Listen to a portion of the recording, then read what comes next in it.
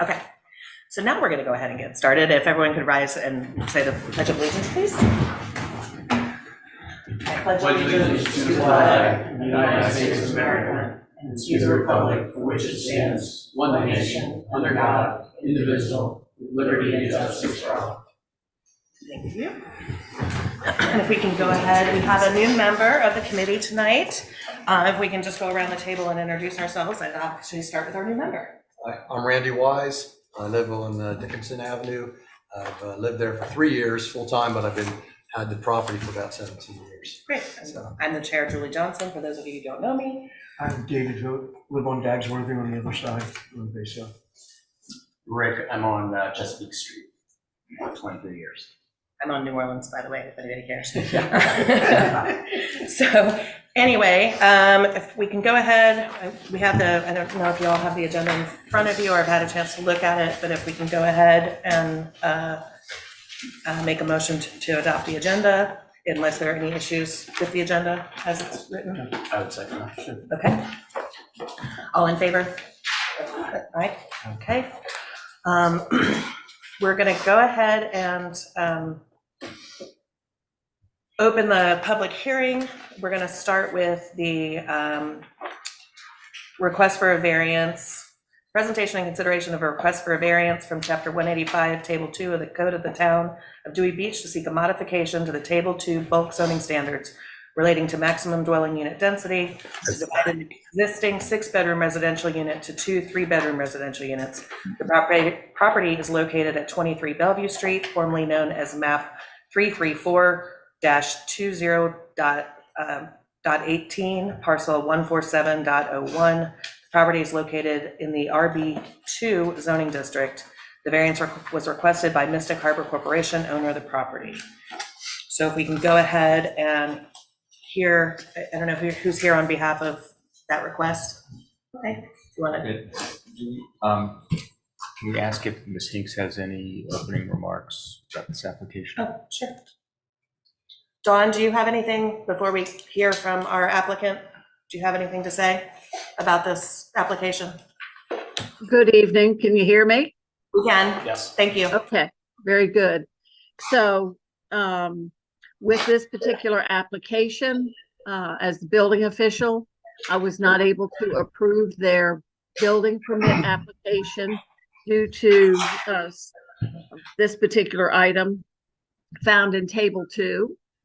And as a result of that, these folks wish to have an appeal of that decision, and then for you folks to rule on it. Okay. Thank you, Dawn. Thanks. Mhm. You want to? Okay. Are you gonna? I'm wanting to swear. Oh, okay. Go ahead. Yeah, all set. Okay. Good evening. My name is Hal Dukes from the law firm of Tull and Razor, and I'm here on behalf of Mystic Harbor Condominium Corporation. This is a unit that has been in existence for 30 years, been around for quite a while. It is part of a condominium regime, and it originally was the Jolly Jumper for you folks that weren't in Dewey in those days. They had trampolines there, and then it was owned by Tom Haley, and the unit, the area was 125 feet long, and then when the highway came through, they cut this lot down to 30 foot wide. So the building that's in question is the property, and it's known as a business condominium designed, and it was sold as one building, even though there's 3 units in there. 2 units are on the first floor. One is the ice cream place, and the other is the surf shop.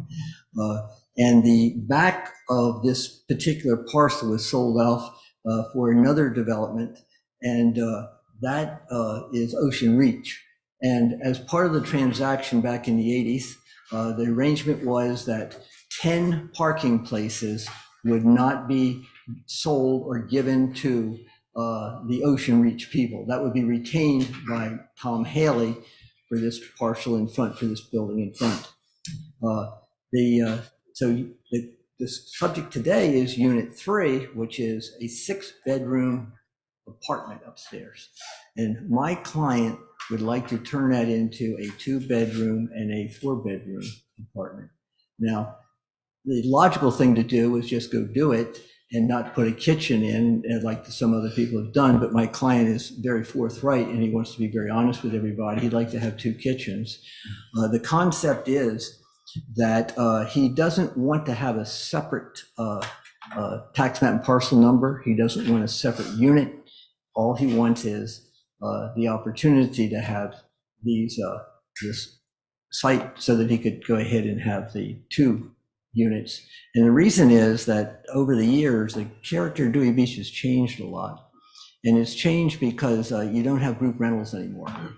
So these giant units with the 6 bedrooms plus, they're hard to control, they're hard to maintain. My client bought this about a year ago, and he's got contractors who have proposed without any structural changes, without any changes in parking, size, unit, or anything, just to make a couple changes inside to make this possible. There's separate units, the safety factors and everything have been reviewed. And in that regard, I'd first like to ask the contractor to identify himself and to come up and discuss the exactly what he's done on this project and his discussion with Dawn.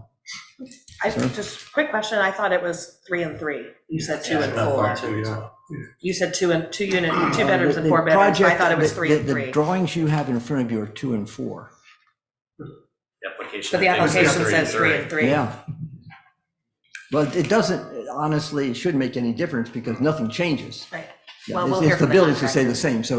Okay. have you come up? Hi, I'm Colby Miller. And Mr. Miller, Yes, do you solemnly swear or affirm the testimony you give in this proceeding will be the truth, the whole truth, and nothing but the truth? yes, sir. The unit's not going to change. There's not going to be any more bedrooms. It's not going to change structurally. We're really just want to add a kitchen, and that's it. So, if there's any questions that you have for me, I think that About the 2 and 4. I mean, the plans look like it just splits it right down the middle. So, And the if you application says 2, 3. You'd and have to 3. look at but I believe the top floor is 2 bedrooms, and the middle floor, which is the bottom floor, is 4. It should show that on the plans. It's been a minute since I looked at them. 'Cause, I mean, the plans that I have in front of me look like it splits kind of right down the middle. And there are 3 bedrooms on one side and maybe I misread it. They're not identified as bedrooms, are they? One- Oh, yeah, they are on the yeah, next one, page, two. probably. Yeah, there we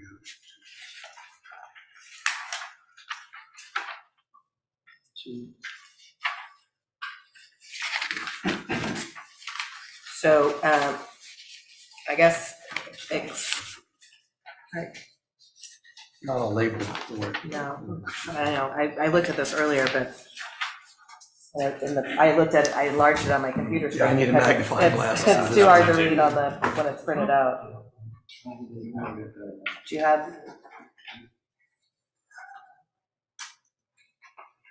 Hey, can we bring it up and then put it on the, thank you. And then maybe you can explain it to us with the drawings. Okay, so there's a bedroom on the left and the right. You see those two? Okay, And then there's left and right, 1, 2, 3, 4. Slow down. Do it again, please. So 2, okay. left, right there, yep. And then let's just start in the left-hand corner. There's 4 there. 1, 2, 3, 4. Okay, so I guess I was confused. I thought it was kind of splitting down, but you're splitting it by floor is what you're trying to do. Right. By correct? floor, yes, Okay. correct. Okay, Sorry. that's I'm sorry. That's I No, think no, where I the was- confusion was. down the middle. I was confused. And the 4 bedrooms are top or bottom floor? Or middle floor? The units are exactly how that's drawn. Like what you see is what that unit looks like exactly Right, right but the now. 2 bedrooms are on the second floor and 4. What is I can't read it. so that's the second. That's That's the the second second, and the one above's the third because that has the So existing the kitchen. third floor has the most bedrooms. I'm just, Yes, Right, so correct. that's where you want to build the kitchen. gotcha. Yes. So no ingress or egress changes as far as stairways in, doors, Everything stays the same. So I guess I'm a little confused why the application is incorrect.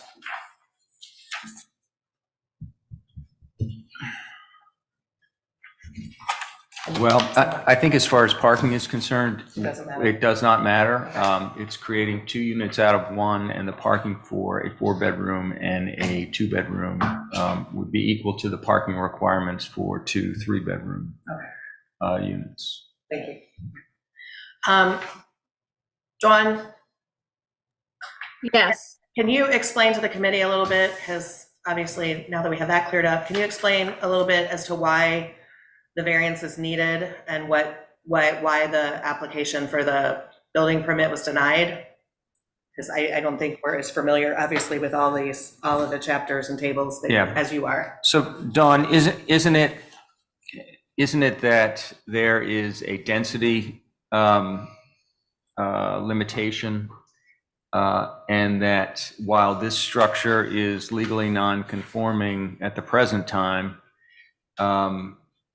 the applicant is asking to create an additional unit on a lot that has less than the requisite amount of square footage for an additional dwelling.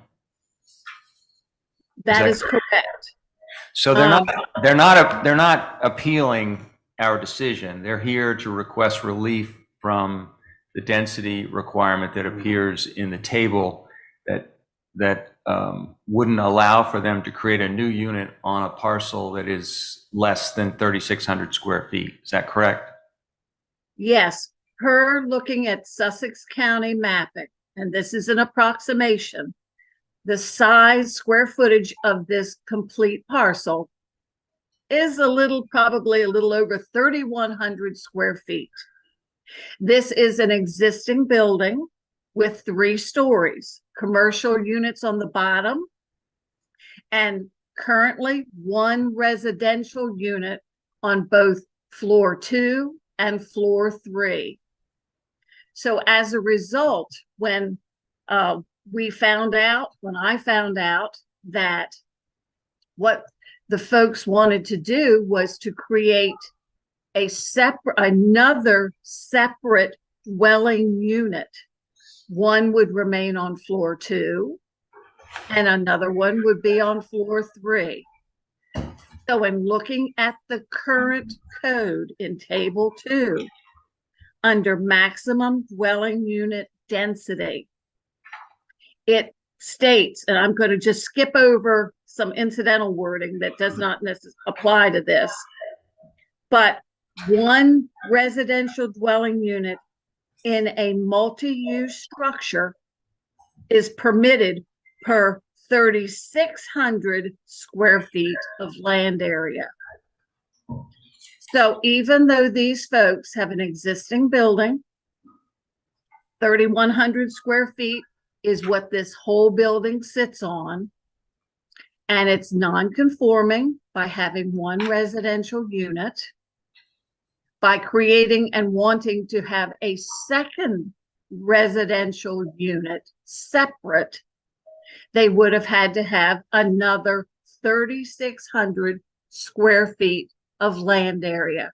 And so as a result, I, as the building official, did not see that extra amount of square footage, and so had to deny the application at that time.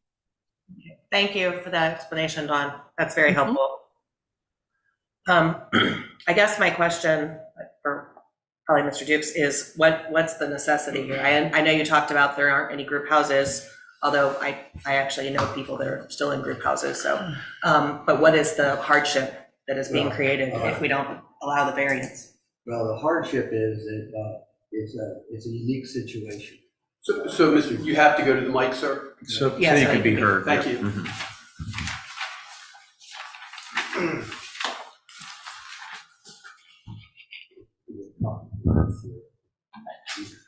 Thank you.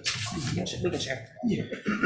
And while you're looking at that, I'll just remind this group and anyone who wishes to testify in favor or in opposition to this application before we're done should restrict their comments and considerations to the 4 factors that come from or emanate from the Quick Check case. Thank you.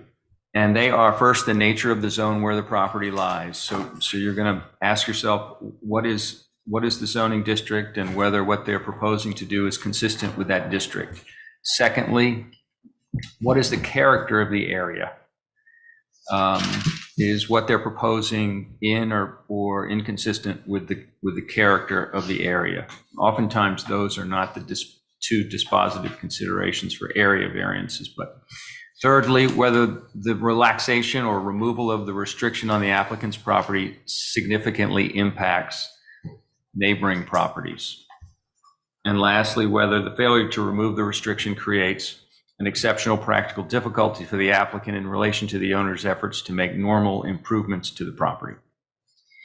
So we can revisit those later, but those are the boundaries that we're trying to work within, or we're required to work within. Thanks for reiterating those, Fred. I know, especially for a new member, and it's always a good refresher for the old members of the committee as well. Mr. Dukes, would you like to speak to Yes, those factors? First thing, I'd just like to have the owner introduce himself and explain what's going on there. He wants to keep everything the way it is, of course. He wants to keep the ice cream people there. He's had a contract for years, and this is part of the process that I guess he's going to have some of the people use that. I don't know. But if you'll stand up and introduce yourself. And this is Mr. Burbidge. My name's Jack Burbidge. I'm from Ocean City, Maryland. And Mr. Burbidge, if I can interrupt you, do you solemnly swear or affirm the testimony you give in this proceeding will be the truth, the whole truth, and nothing but the truth? I do. Thank you. I bought this property about a year ago. It's a nice piece of property in town. We plan to keep the first floor the way it is with the same tenants that have been there for years. We noticed that the second floor and the third floor were one apartment. And what we wanted to do was make no structural changes, not change the occupancy of the place, nothing else, but we wanted to break it up into 2 apartments and make a 4-bedroom apartment on the second floor and the 2-bedroom apartment on the third floor. We feel that, that we just thought there's a lot more families coming in for 2-bedroom and 4-bedroom than there is a 6-bedroom. So we feel that it'll rent a lot better with a 6-bedroom, with a 2 and a 4 than it will with a 6. And my thought was, and please tell me if you disagree or whatever, is that I'm not changing any structural things in the building at all. I'm not changing the occupancy. I'm not changing the parking. I'm not changing anything about the building, just putting a door on it and making the second floor an apartment, making the third floor apartment, as opposed to having 1 apartment in the 2. So to me, when I went up there, I thought there wouldn't be a problem because I wasn't changing anything. And that's why I requested it. And when I found out, I was surprised, to be honest with you, that it was a problem. I certainly understand. And then I'm here to ask you for the variance. And any questions, I'd be glad to answer. Okay, thank you. Thank you. Historically, where the hardship is, because this is a substandard lot. The key is we have 10 parking places, which is unusual in this area to say you have an abundance of parking, maybe too much parking for something, which has never been said before in this hearing, ever. And it's a unique circumstance. The entire community is developed as far as it's going to be. It's in a commercial zone. One of the things that the town has been pushing for is to have commercial on the first floor and then living quarters on the second floor. I know that that's been some of the things in some of the districts we had challenges over the past few years. Because of the lot size, we cannot really develop this to the town standard. Now, one of the things is, I've talked to a number of people. The issue is, do we break this down and have 2 separate parcel numbers, tax and parcel numbers? The answer is no. The only thing we want is a variance to put a second kitchen in. That's all we're asking for. And like I said before, my client's extremely honest. And of course, with Vince, we could have just, I guess he could have played the game, just put the door on and put a microwave in there and say, there it is. But he wants to, be forthright with the town. The hardship was created when the highway came through. If the highway had not come through and taken a piece of this land, we wouldn't be having this conversation today. And it's not going to alter the neighborhood one bit. The neighborhood's there, nothing's changed on the outside, and it will afford a minimum of relief for my client because basically it's easier to control smaller units than big units. He wants to get rid of the group rentals there and have more of a family-friendly building there. And of course, that is set up. Now, this application is being made under the code of 185-68B, and it says you guys cannot make a decision unless there is a unique physical circumstance. And we think because the lot's been chopped in half over the years, that's the circumstance. And this it cannot be developed any other way without this opportunity to have the variance. So we're not asking for a separate parcel number. We're just saying, can we put a separate kitchen in there? That's all.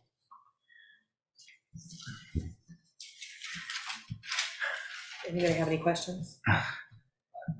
Yes, sir. For the owner, do you have some kind of revenue forecast as far as what it rents as a 6-unit and what you can anticipate it renting as a 2-unit, and a 2-bedroom and 4-bedroom? You're gonna have to. He's Go going to back have to to that. stand at the microphone.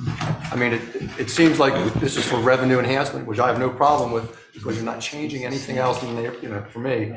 But it's obviously a revenue enhancement, but how much of a impact will that have for you as an investor? Well, we haven't done it. I have talked to a couple of the realtors here, and they think that it's going to come up about the same. They don't think there's going to be much difference either way between the 2 and the 4, because they think the 2 and the 4 will rent more often, more frequently than the 6. So therefore, the revenue that's lower on the 6 will be, the 2 and 4 will be more. So they think that it'll balance out about the same. So why, why do you want to do this then as an investor?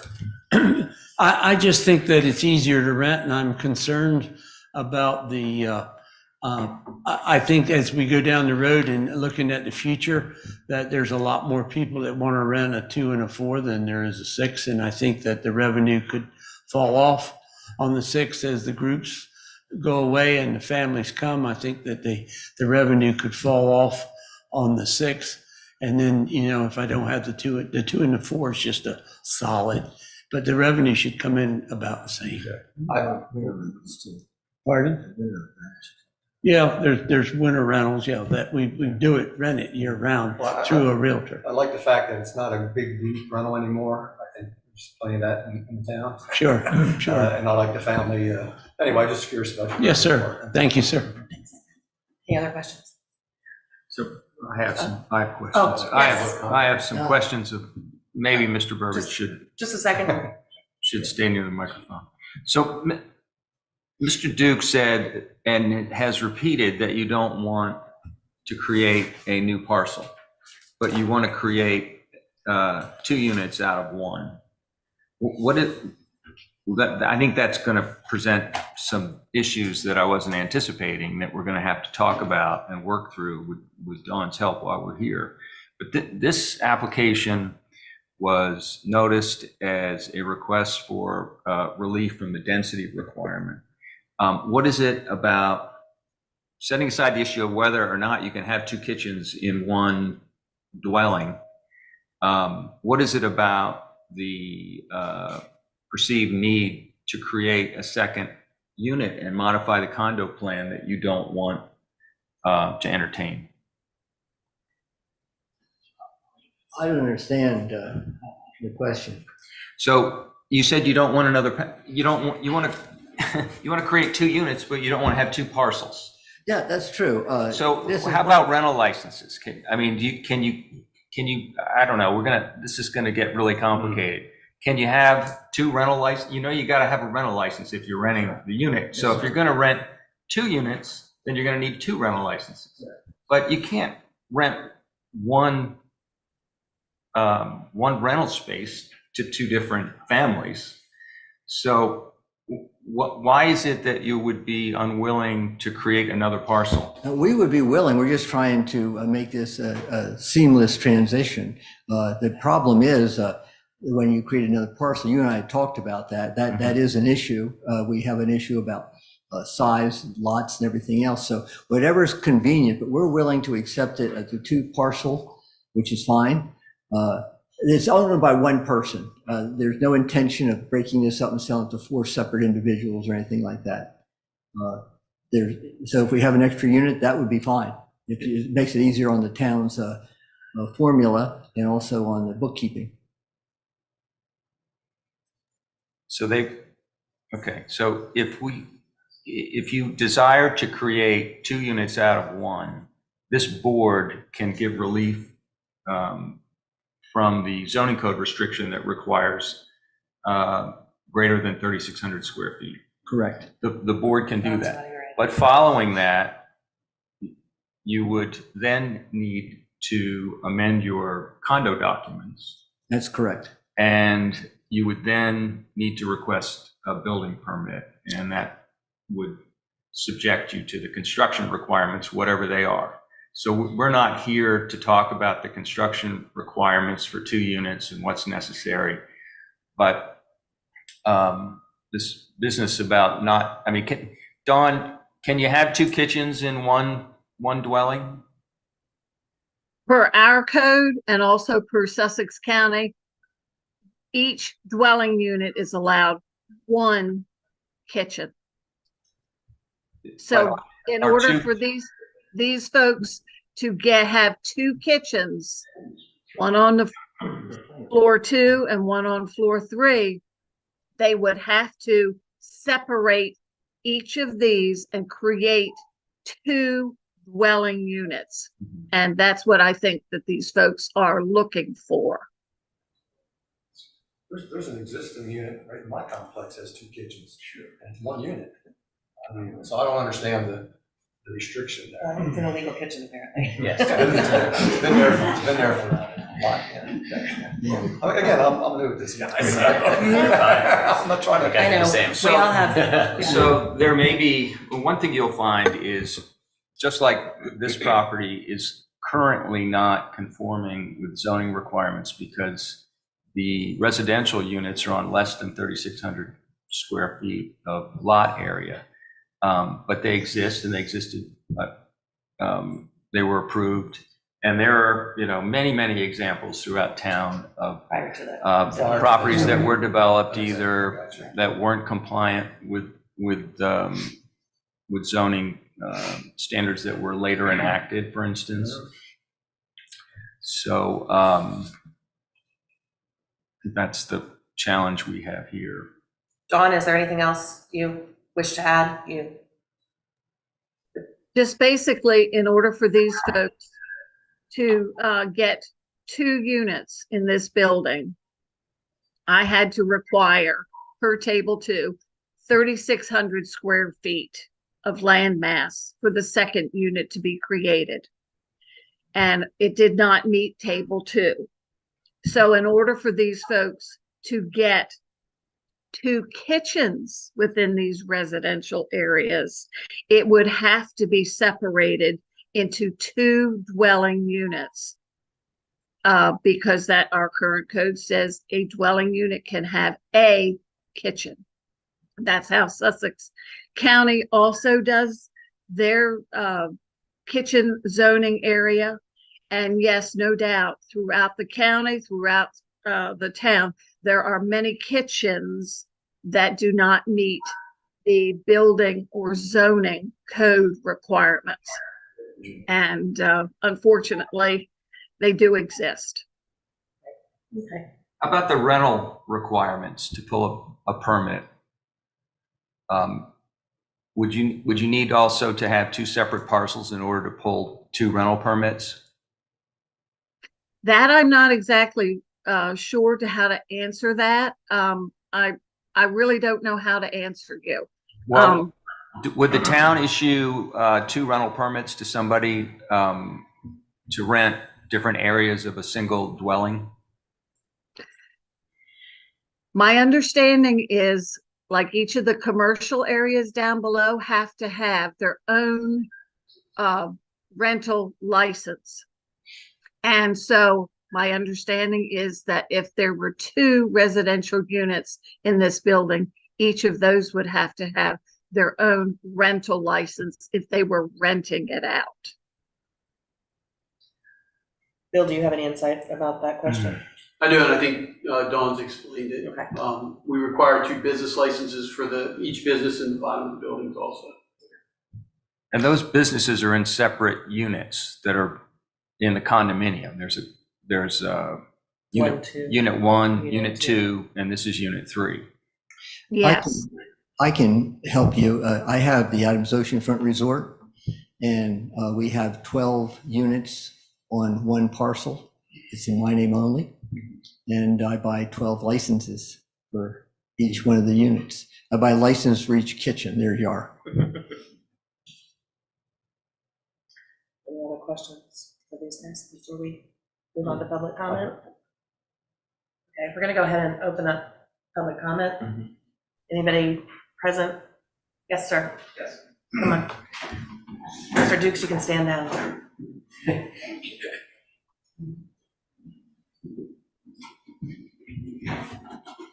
Hi, my name is Mario Giovannini. I'm the president of Oceans Reach. We are the Sir, do you solemnly swear or affirm the testimony you give in this proceeding will be the truth, the whole truth, and nothing but the truth? And sir, I believe we received an email from you. Yeah, right before I Okay, came so, in. but you're here now, so I'm gonna let you just. Yeah, say I what didn't you have, wanna say. I learned that living down the beach, you don't have access to printers as Oh, much. that's So I fine. lost my printer, so I thought I'd email. And I'll be reading it from my small phone, but it'll be consistent with what I sent you.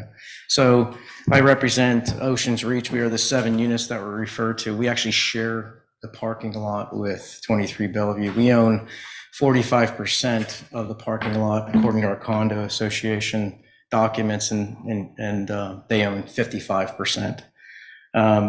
So we actually are affected by this directly, and we came up with a list of what we think as an association, and we have the full support of all of our association members when on this list.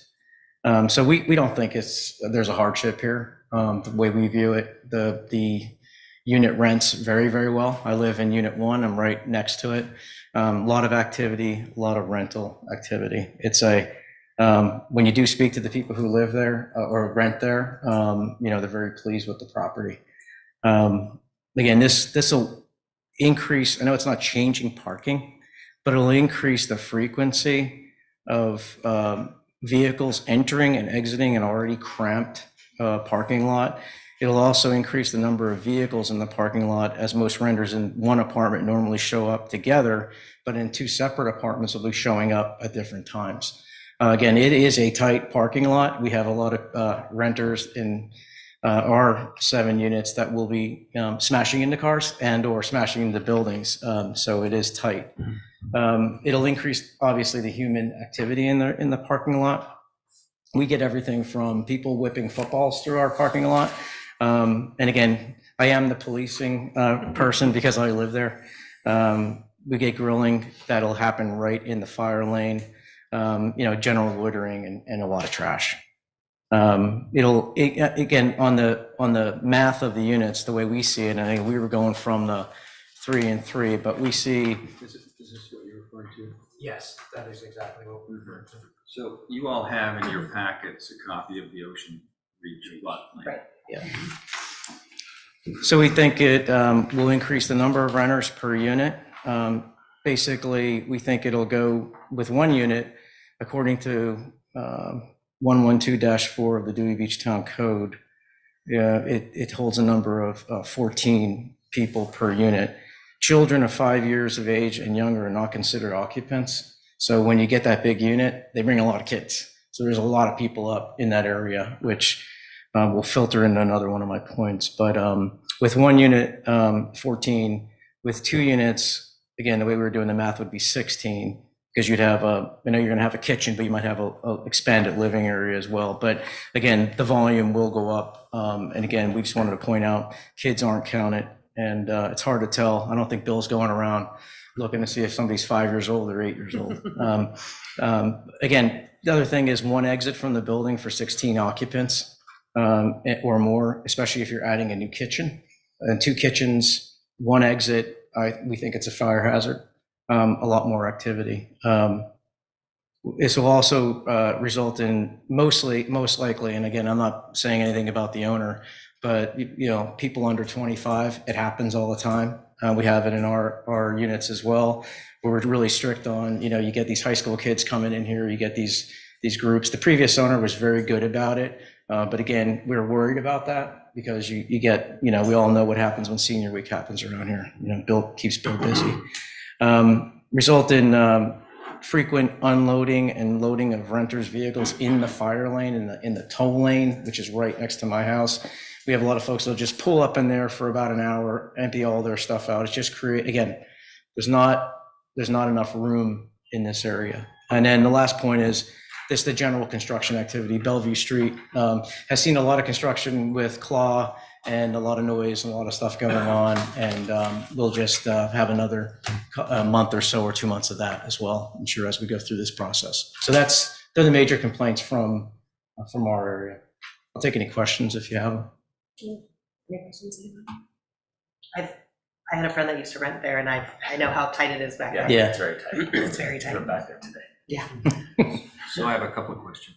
So about this parking plan, are these parking spots labeled?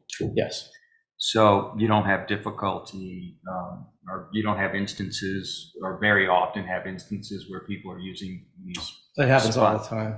They'll take my spot and then we'll wait for somebody to come out rather than tow. It's even hard to get tow trucks back there.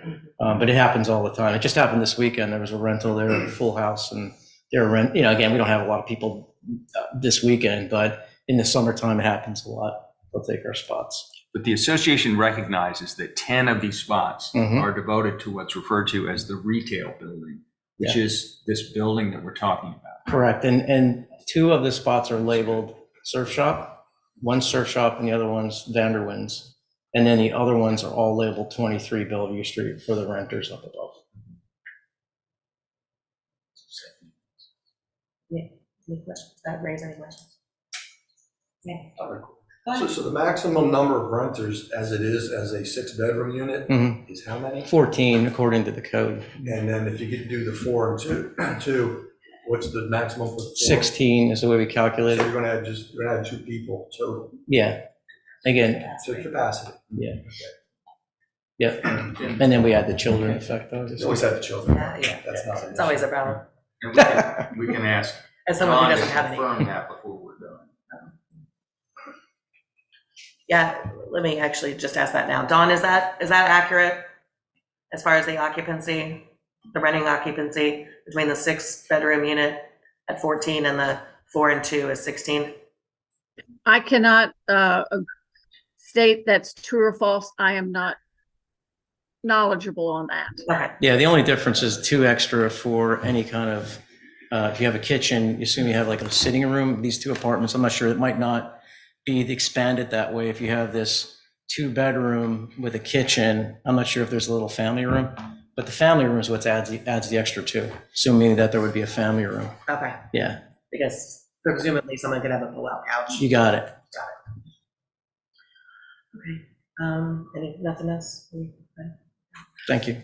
Sure. Any other? So let's go through. Let's go through the public comments and then we'll let you readdress them. Is there anybody else that's present here that would like to make a public comment? Yes. You do have one on Zoom. I was just gonna ask, that's where I was going next. That's where I was going next. I just wanted to make sure there was no one present first. Okay, who do we have on Zoom? Okay, Mr. Moskowitz, let's hear from you. Okay, do I have to be sworn in? You do, actually. Mr. Moskowitz, do you solemnly swear or affirm the testimony you give in this proceeding will be the truth, the whole truth, and nothing but the truth? I do.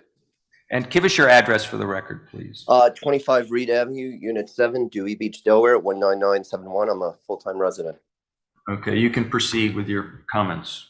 So one is that I think you should check the public notice requirement because people might have thought it was a 3-3, and I guess it's going to be a 4-2. And it also sounds like you need to do separation of parcels, because it sounds like rinky dink to do it and then not separate the parcels. It'd just be very strange. I'm not sure other entities, maybe a hotel has something or something, but it just sounds strange. That says, it doesn't sound like a hardship. They just bought it recently, and a revenue issue is not a hardship. So, I mean, someone had commented early in the meeting that it could be more increased revenue. That doesn't meet the notion of a hardship. More importantly, I'd like to remind the board of Pfeiffer's, because Pfeiffer's came to the board recently and it was turned down, and it sounded very similar to this. And then Pfeiffer's went to the town to see if they could get it on the planning and zoning board.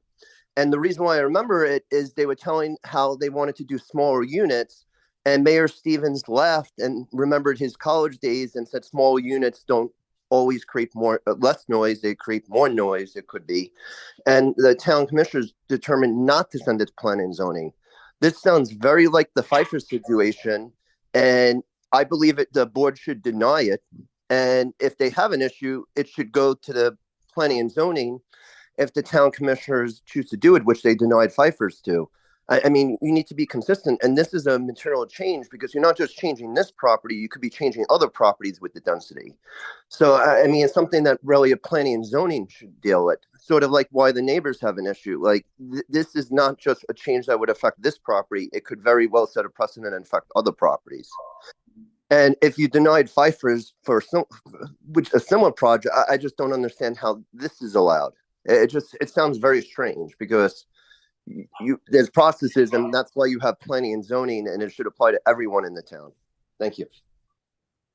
Thank you. I'll just remind everyone that every situation, every application is different, and no application sets a precedent because each application is different.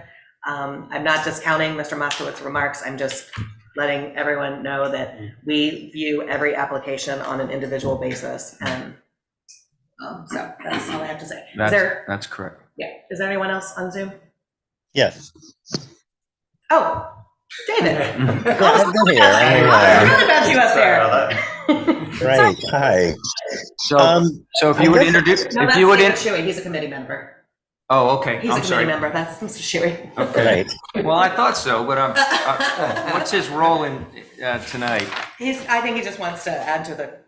Are you making a public comment, or do you want to wait until the committee comments? Well, I guess I'll wait for the committee comments. Okay. Okay. Thanks, David. Anybody else on Zoom that wants to make a public comment, Kate, that you're aware of? Okay. So I think rather than go to the next, obviously, let's start just the discussion of. So do you want to allow Mr. Burbidge an opportunity? Oh, yes, that's right. I'm sorry. I forgot. Mr. Burbidge, please.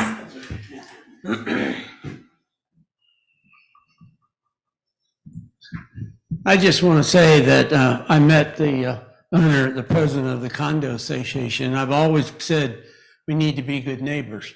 Well, I didn't hear that tonight at all. By not changing anything, I mean, this having 16 people instead of 14 is bullarchy.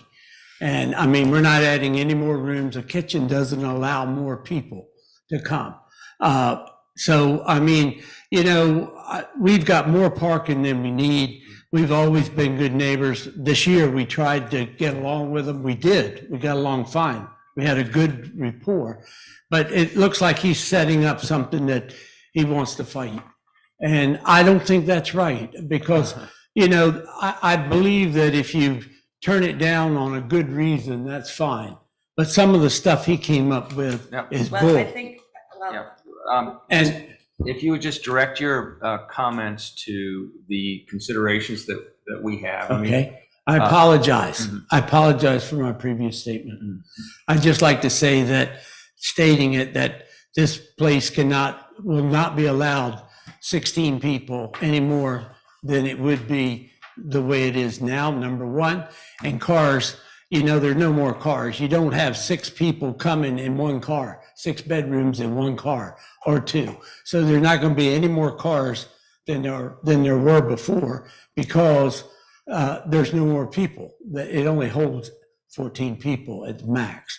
And I'd just like for you to consider some of that. I apologize. I've just got my feathers ruffled, and I apologize for that, and got off subject. But I've always said in my whole life is you want to be fair. What's fair? And fair is the main thing. And this to me was all I wanted to do was split it into a 4 and a 2 where I had a 6 and make no changes, no structural changes. So I really have the same house I had before. I just set it up a little differently. And that was all. And I appreciate you allowing me to come back. Thank you. Mr. Burbidge, just so you understand, the occupancy requirements are set in the code. We asked Dawn what they were, but I don't think she was anticipating the question. Right.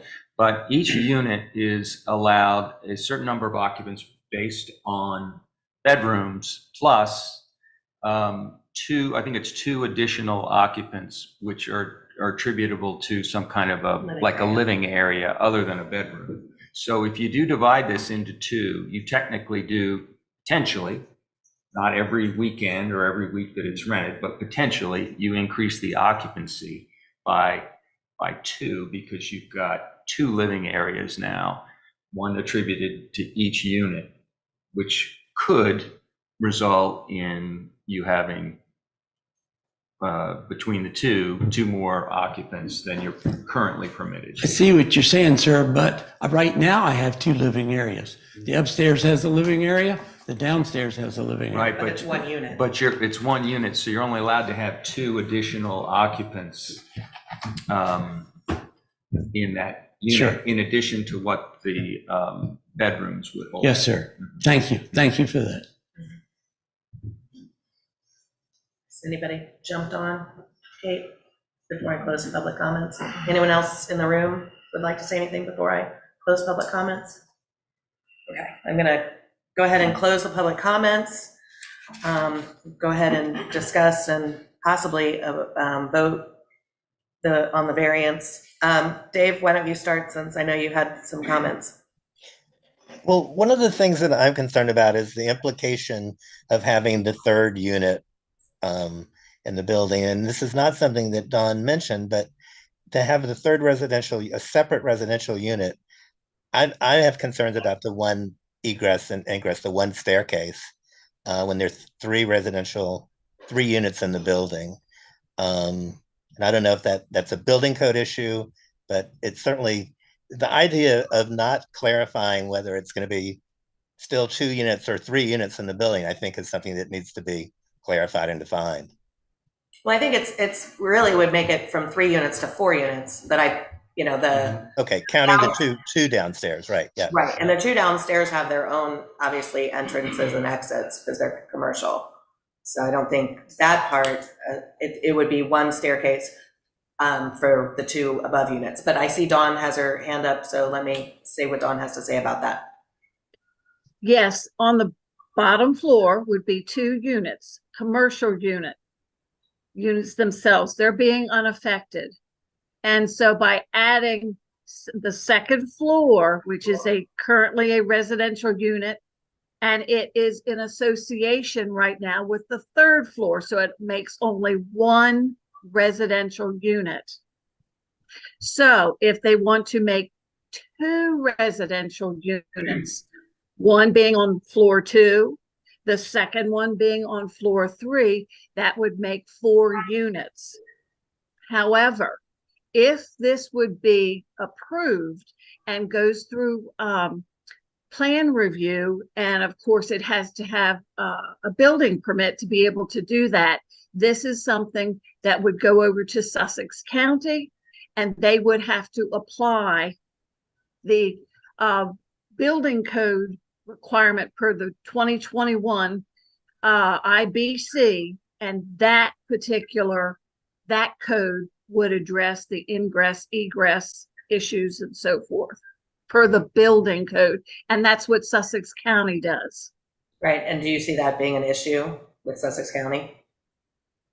They would have to look at how it is laid out, the size of the stairway and so forth. Of course, each of the bedrooms would have to have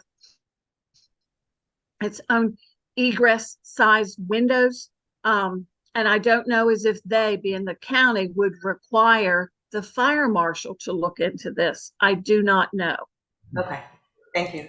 So right now, Dawn, do you know how you would go from the second level to the third level? I mean, you go from, there's a set of stairs, I presume, that's interior, right? Correct, yes. And so the second level would have the same set of stairs as the third level. And that entrance comes from the rear of the building.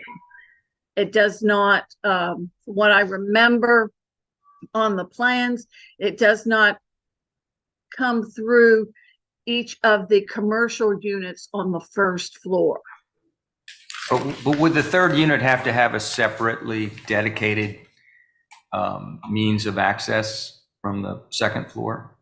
Not necessarily, no. It would have to meet the building code with sizing and the width of the stairway and so forth. It would be almost just like an apartment building. Right. Okay. Thanks, Dawn. Mm-hmm. Any comments? Okay. Okay. Well, just as far as my comments, I have some concerns about the hardship aspect of this. I don't really see that there's a hardship that necessitates this change. In theory, I get it. It's, you're just adding an extra kitchen, but you said yourself, it was said that, revenue, which really isn't, quite frankly, a hardship when it comes to these decisions, isn't even going to change as far as you can tell. And as far as the lot being smaller because of the highway, well, this building was built well after the highway was put into place. So I don't see that creating the hardship either. So that's kind of what my comments are at this point. Does that spark anything else? Committee? No, I think for me, it's, again, we're looking at a density twice the code. So I think that's kind of where I have a little issue is it's not 45%, not 50%, but twice the amount of square footage for residential. Dave, any comments based on that? Dave Shuey, any additional comments based on what I just said? You're still on mute.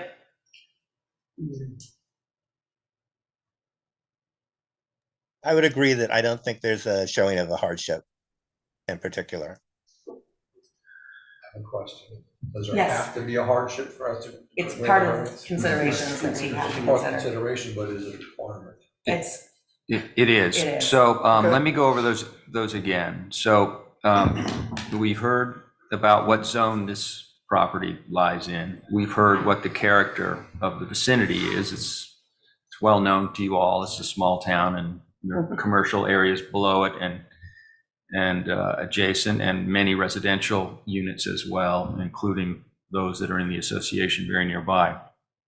So the first, usually major consideration is whether this application is seriously affecting any neighbors. You heard some testimony, and it's up to you to decide whether that testimony was terribly persuasive or not in terms of meeting that standard. The fourth provision is one that applicants can get hung up even if they meet the first three. And the fourth is whether they've demonstrated an exceptional practical difficulty. We often use the words hardship and exceptional practical difficulty interchangeably. They do mean something a little bit different. A hardship is associated with a use variance. Exceptional practical difficulty is an slightly easier standard to meet and is associated with area variances. And economics, like if this is a business, economics can play a role. They're not excluded from consideration, whereas economics don't play a role in the analysis of a use variance application. So you can take that into consideration, but it's generally not viewed as the strongest type of argument that you might have.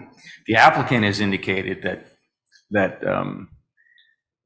there's this is a small lot condominium, and that there's very little impact on the neighbors because you're not actually expanding the living area, and there's been some testimony that you might be marginally increasing the capacity.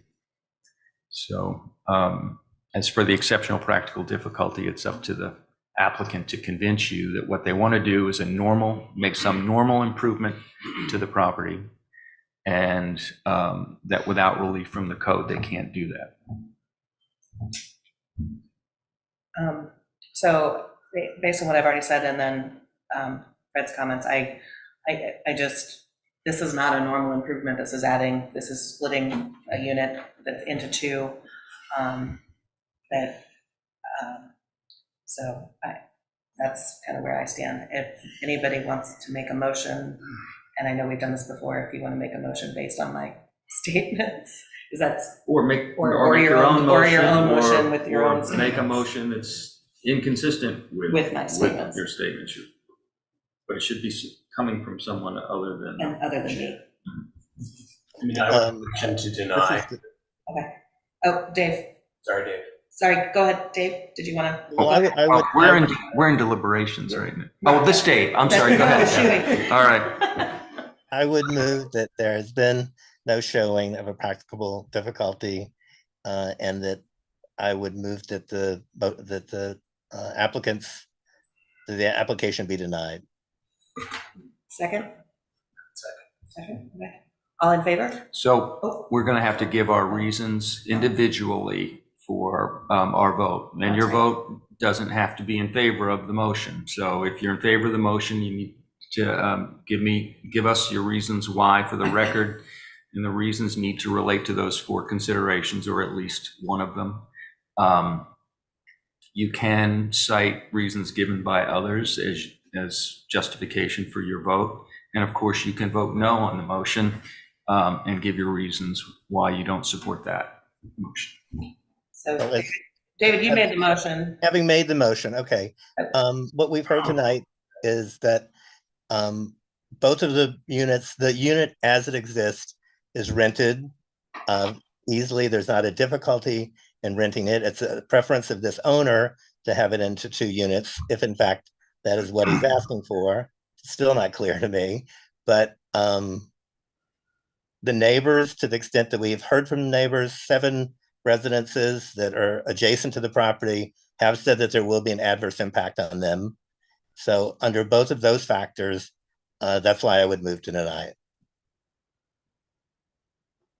Yeah, and I would say I agree with that. I would, given the density and I feel the code is very clear there. Maybe we should turn it back to planning and zoning. Not sure how that would go, but and then I'm not seeing the hardship qualifications. So you vote in favor of the motion? Right, vote in favor of the motion. So I don't see any hardships there at all, especially if he's getting the same rent throughout the year. I don't see. I was sort of wishing there was a little bit of hardship, because I don't see the other points as being relevant that everybody made. But you guys said that that's a requirement, so that would be, I go along with the motion. I wish there was a little bit stiffer reason for this change. I don't see that, so. Okay. Otherwise. Is there any other evidence for them to? Well, we can talk about that in a minute. And I also vote to deny the application based on the reasons I stated before. There are other avenues that could maybe be pursued, but at this point, so I believe and the vote is unanimous to deny the variance request. If they did go a different avenue, do they have to go reapply here for the variance? I think I think it would go through other avenues, correct, Mr. Johnson? Well, I mean, the other avenue would be to ask for the code to be changed in some way that would apply generally to everyone, not just to them. Okay. I want to thank you. Yes. For hearing me. I really appreciate you taking the time to hear me. And it's nothing personal. We just have to follow the rules. I respect it. That's what democracy is all about, freedom of speech. Thank you. Yes, sir. Thank you for being here. Thank you. We appreciate your time.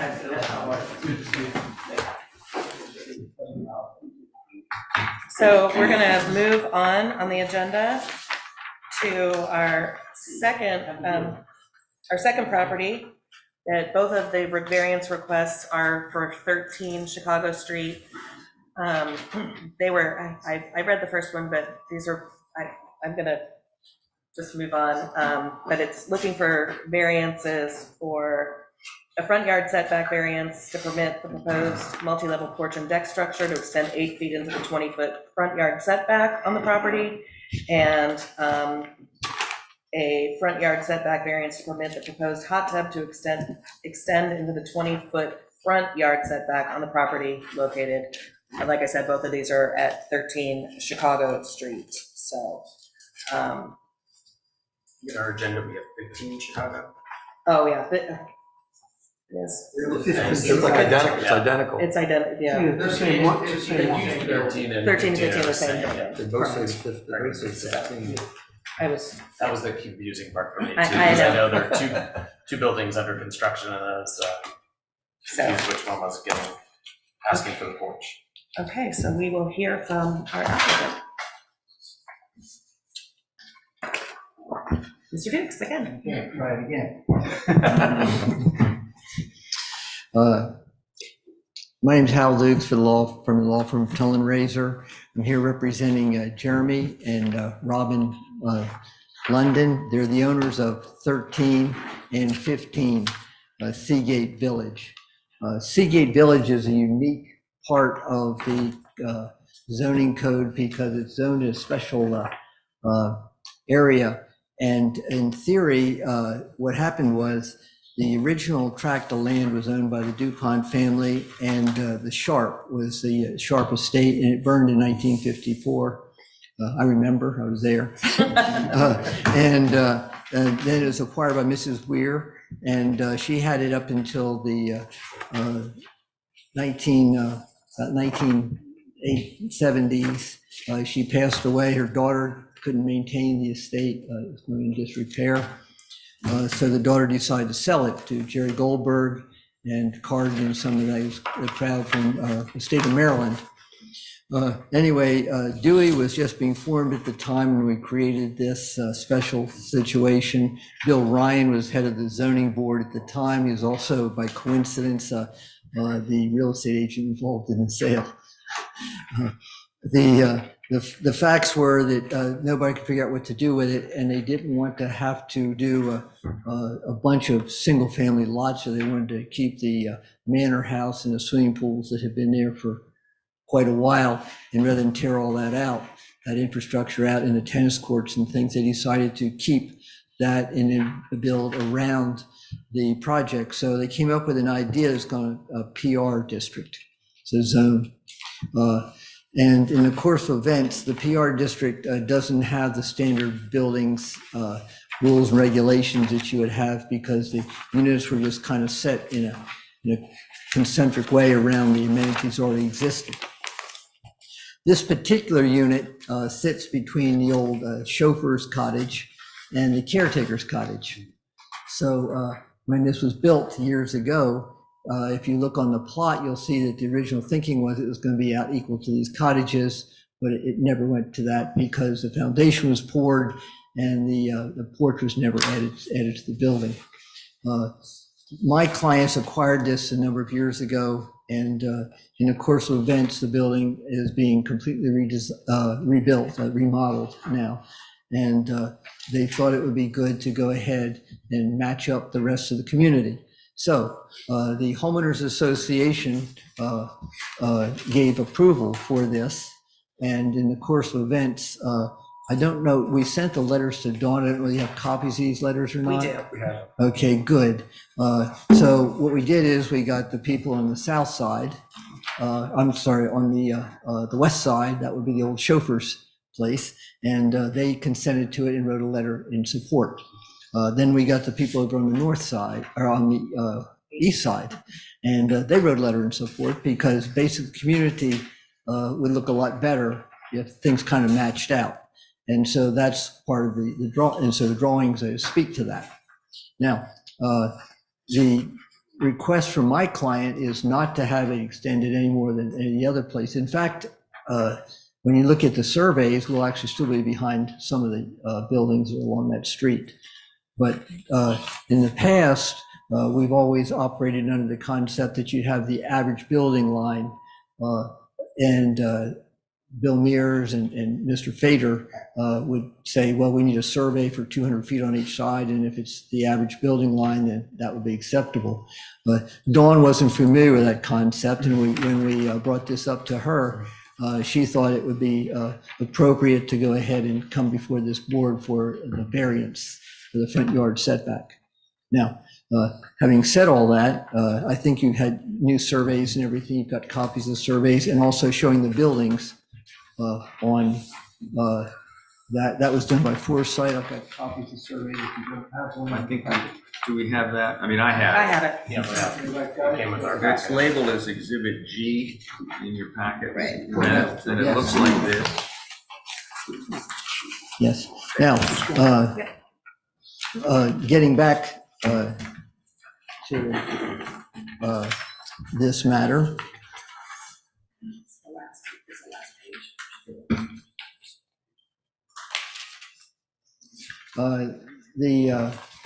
We addressed the concept, of course, as everybody says, hardship. We go back to the criteria there, and the nature of the zone is it's a special district zoning, and all the units, they're trying to upgrade that area because the units originally were stucco and they were pretty generic, and now they're trying to make it a little better community. It's a very classy community as it is now. The character of the vicinity will not change with this porch. In fact, it's encouraged by the neighbors because they want it to look upscale. And the effect on the variance will not affect the other properties whatsoever. In fact, that's, I think, addressed in the correspondence to you. And finally, granting the variance, I think would help the community a lot and help Chicago Street, because it would match some of the other structures along there. We have the contractor here today, and he can address exactly what's going to happen. I think you have a copy of his plans already, but if you come forward and just explain what you plan to do there. If we'd start with name and address, and you can use your company address if you like. Yeah, my name is Noah Garlick. It's Garlic Builders. We are on Jiffy Way in Lewis, Delaware. Mr. Gralick, do you solemnly swear or affirm the testimony you give in this proceeding to be the truth, the whole truth, and nothing but the truth? Yes, I do. Can you explain to them what you plan to do and what the structure is going to look like and how it's going to be handled, and also whether it'll have any living quarters or expansion living quarters or anything? Yeah, so as he said, it's under construction now. It's been designed to keep the same appeal as the rest of the street, to keep everything kind of looking the same. And like he said, if anything, it's more matching to what's down the street. We really, everything's been designed to keep it within the lines of the bordering properties, to keep everything behind that. It's going, it's a simple deck. There's nothing being added as far as, living area that's coming out or anything that. It is just a second floor deck. So it will be up. Just the 2 posts is really all that's being affected on the bottom floor. One quick question, a couple quick questions, I guess. When I look at that property, it has a wall around it. Yes. So how close, I'm just trying to envision in my mind, 8 feet from that wall, will these decks come out? And then if you could also just clarify, 13 and 15, are they becoming a single resident? Yes, they are. So they're becoming a single home? Yes. Single resident. Thanks. And so that wall, I went by there today to get familiar with it. Yep. That wall, is that, where's that from the 20-foot setback in relation to the 20-foot setback? And the porch will come out past that wall or be within? No, there? it'll be within that wall. And the wall's going to stay there? You're not going to take the wall down? Yes, the wall stays. The wall stays. But So how are you going to see this front porch that's going to fit in with the rest of the neighborhood, though that wall's up there? Well, Again, I'm just curious how this is. I know. I'm It's trying- two I'm having a story. hard time. Imagine the- And it's a two-story porch. Yeah, so it's. This was the porch is gonna be- existing. it's It's like right a in second that porch on the here. bottom. Open porch on the top. Yeah. Oh, the open porch on top is what's going to extend out over the setback. We'll have, I'd like to answer that question. The owner's here too. We can discuss that, but he can show you exactly on the plans how it doesn't come near the wall. Yeah, so these are the existing plans here. Yep, Chicago Street. We have the wall, our deck, it's only gonna come out a little over halfway within that wall area. So I read there's a 20-foot setback. And where does that, where is it? The From here to here? wall is that property line. I guess he's asking how far does that. So we are gonna be, So The setbacks from the street, I Right. believe. From the middle of the street or the edge of the street? I guess the question is, Measured. he's wondering how far, what the setback is between we're still the gonna current be wall. 12 feet from the wall. Inside the wall. Is that correct? Yes. Because you're Well, looking we're at going 8 8 foot. feet into the setback. 12 feet inside the wall? Yes. No, 12 feet. Yes. Yeah. Dawn, yes, help us out here. Yes. Dawn, could you help? Okay, this particular dwelling unit was a duplex. However, the interior division wall between both units has been removed. The dividing property line has been removed. So this is now a single dwelling. Mhm.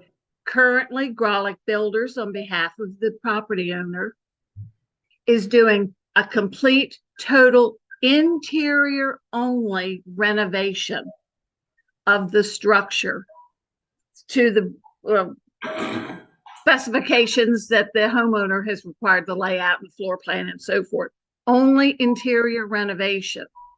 Now, on a survey, the existing house, which is not being enlarged at this time with the current building permit, the west side of the home is exactly 20 feet from the property line.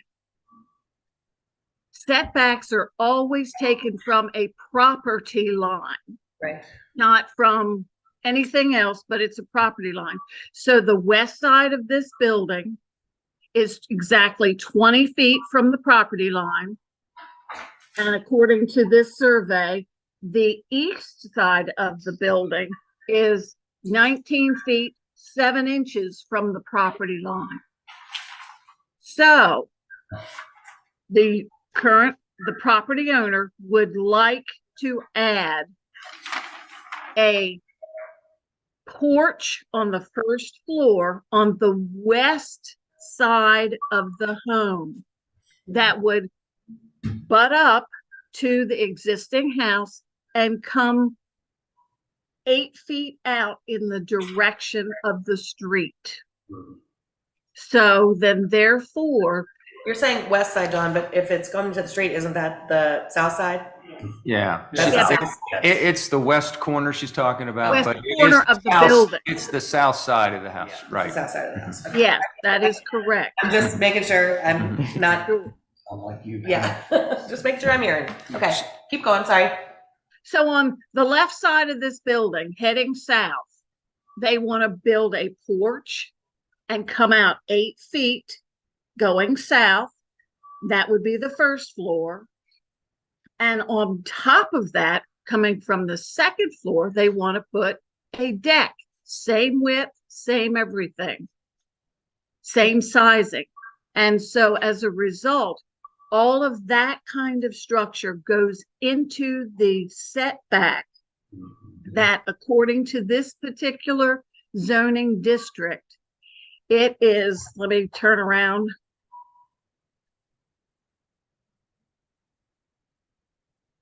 And this particular district has a street setback of 20 feet. It has a rear yard and a side yard of 12. But because this table 2, which is in the current zoning code, makes the statement, the street setback is 20 feet. That's where the conflict comes in with allowing the building official to approve this construction of the porch, the deck above. This is something that they would like to have, and this is where you folks would need to decide to So- allow it to not. Okay, so you're saying there's a conflict between the street setback and the front yard setback? I guess I lost you there. There is no definition that states on this particular table 2, it doesn't distinguish front yard, rear yard, side yard. It distinguishes a side yard, a rear yard, and then a street setback. Right. That's how it's defined. Whereas some of the other zoning districts label it a front yard setback, a side yard setback, and a rear yard setback. This zoning district labels it as something indicating the street setback is 20 feet.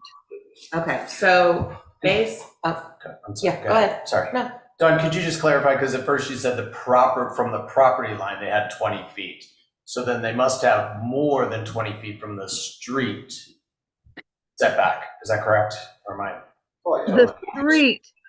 The street, the asphalt travelway, the area that the cars drive on asphalt, that is a Del Dot street maintained by Del Dot. Right. On either side of that asphalt comes dirt, and that is the town right of way where we have parking, whether it's parallel or whatever, and so forth. So that is the town maintain the town jurisdiction. And so property lines do not go up to the asphalt.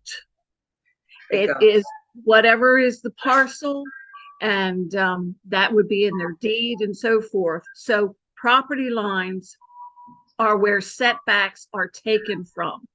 And in this case, it is not taken from the asphalt. So, but table 2 says street setback. That is correct. It is indicating the direction. Because a setback, let me go to my other computer and I'll get the term definition for setback. Thank you.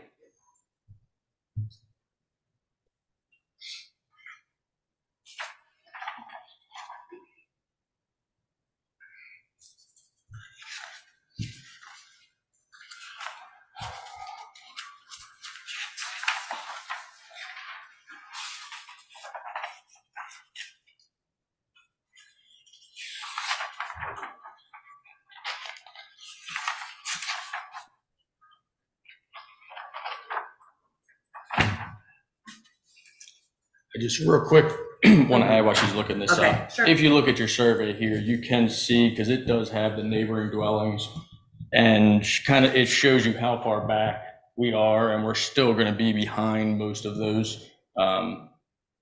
Even with the deck being added on there, it's still going to be behind most of the other dwellings going down that street. so is the proposed deck going to run the entire width of The house. that side of the house? No, it's the You're starting on that corner, Southwest. you're starting on the corner that was referred to as the west side, that corner there. You start there, and you extend this way how far? Yeah, she can, let the owner identify some of his questions. You want to swear her in so we can put her on the record? Okay. Name and address, Mrs. London. Robin London, 13 and 15 Chicago Street, Dewey Beach, Delaware, 19971. And do you solemnly swear or affirm the testimony you give in this proceeding will be the truth, the whole truth, and nothing but the truth? I do. So can I just show you like a very basic like drawing, just because I think it will make it easier to understand, because I'm terrible at this too, so I needed to understand it this way. So Seagate, the community, has those, everyone has those white walls. We built those white, right, those walls have been built to sort of like insulate our community. Everyone's sort of the same. So this, let's say this is our house. The idea of what we're doing, this would be the porch, is we've made inside, this is our kitchen. Now, it will become our kitchen in the plan. And so the idea is we will have a sliding door here, and we'll walk out and be able to have a screened-in porch, because when it rains or it's buggy and so on and so forth, we don't have that opportunity now. So could you go back to the mic so people Yes. who are observing can Hear you. Yeah. Yeah, go back to the microphone, sorry. Yeah. So I mean, it's just simply put is what I'm trying to say, is it's just the length and width. You just walk out of our kitchen and we'll have a dining area with 8 chairs. So right now, you don't have any outside space. You don't have a porch. You don't, is that It's right? just decking. It would be deck. Right, you don't have a, No. okay, you don't have a enclosed deck. No. And you'd like to have an enclosed deck. Correct. How come? Tell us why. Because we have found that it is extremely difficult to enjoy the outdoor space in the summer when it is very hot and sunny. We get the sun at night. It is very buggy. I've tried everything you can buy on Amazon to try to arrest the bugs. When it is raining, we are not able to sit outside, and many of our neighbors have that, and we are watching them enjoy their meals with their families outside. It provides us more space as our family is growing and we want to enjoy it with our family. Can you tell us, do you know the square footage of the existing dwelling? I do not. Can I just add one more thing? Oh, of course you can. Asking questions. We as go. have, and we have 3 children. Our middle daughter has special needs, and so the heat does actually really bother her at night when the sun is coming down. This would allow her to not be inside while we're outside. And that is also similar to what we will discuss next, I guess, with our hot tub. We use the hot tub to calm her down when she's feeling anxious. So having a hot tub for us would be a luxury. I understand the luxury. I don't like to call it a hardship to not have a hot tub. That sounds ridiculous, but it is something that would improve our living situation So it's at the a beach. therapeutic kind of situation for you. For her, yeah. So we've established that it's 8 feet deep. And I asked whether it ran the entire length of the south side. It does not. It does I don't not, have the no. plans with me, but I think it's about 18 foot wide.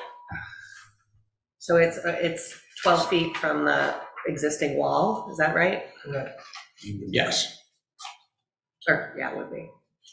I'm not good with dimensions, but I know that it only fits a dining table that has 8 people around it.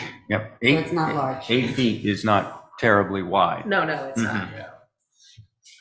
Okay. That's helpful. Thank you. And this is the only porch like that in this community, though. If not being your neighbors across the street, but within Seagate. No, there are In the other front people yard. there are other people that have it. Okay. Yeah. That Our was neighbor the has a screened-in- I testimony. think the neighbor right to their right. The does. O'Hares have a screened-in porch. Other people have like that balcony situation. The only reason why we suggested the balcony is because if we get the porch, They have to put it above. there's just, Right, there is a It's spot. efficient, okay. right. 'Cause I don't recall seeing that when I drove by that. It's, There are a lot If you of go pine inside. trees and Yeah, all it's that. tough. It's I don't very even know you thick can right park when in you the get back Yeah. past since I there. drove by it today. Did I you- couldn't get through with the construction. Oh, yeah, a lot of people are So doing I don't know how you construction, park back there. Yeah, it's a little tight. Yeah. So I have a question for Dawn, if I could. Yeah, Dawn, I was just gonna go back to Dawn. So Dawn, this Foresight Services survey has a dotted square on it, which typically would indicate what the setbacks are. But Well, they're- that would be the building restriction area per Forsyth. That's where the building, I guess, is if, Well, but that's my point. very good question. Well, That's a good Serva, question. well, Foresight is saying that, I don't know what the dimension is, but there's quite a bit of distance between their indicated building envelope and your testimony. Yes, that is correct. And so with this, that dotted line would be 8 feet. And so Forsyth, in that respect, is not following the current code setback requirements per this district. Okay, is that dotted line, is that 8 feet, do you think?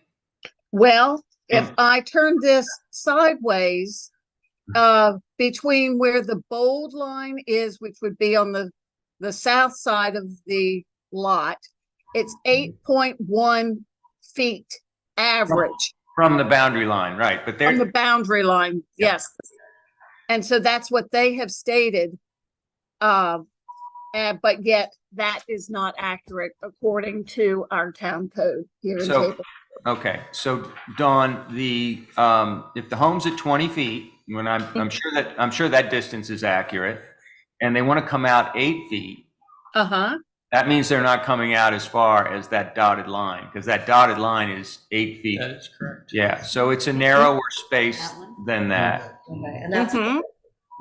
Mhm. that was confusing, because I thought the dotted line was where the, Now, is your rear yard setback at 8 feet? According to this, it appears that the house itself is directly, Well, as far as code is for the rear, because the house is technically, the rear of the house is the street. So that, not according to Table 2.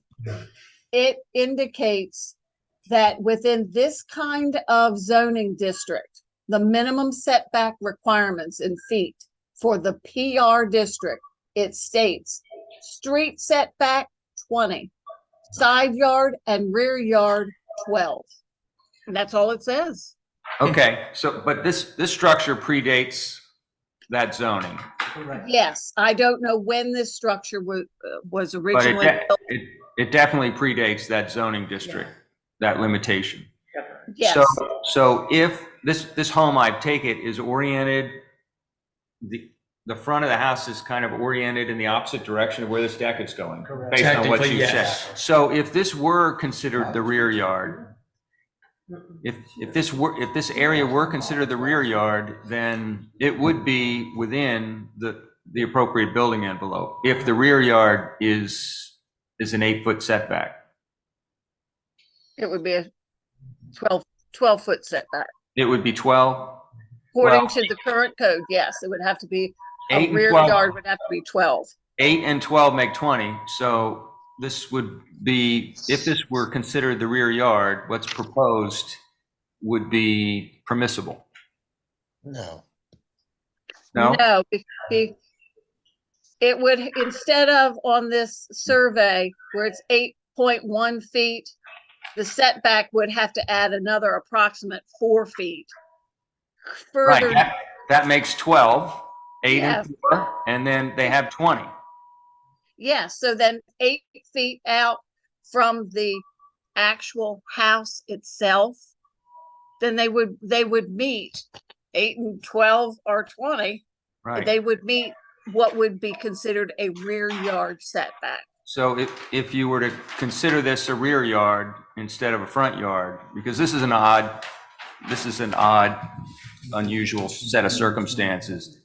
What they're proposing would be either lawful or short by a couple of inches on one side.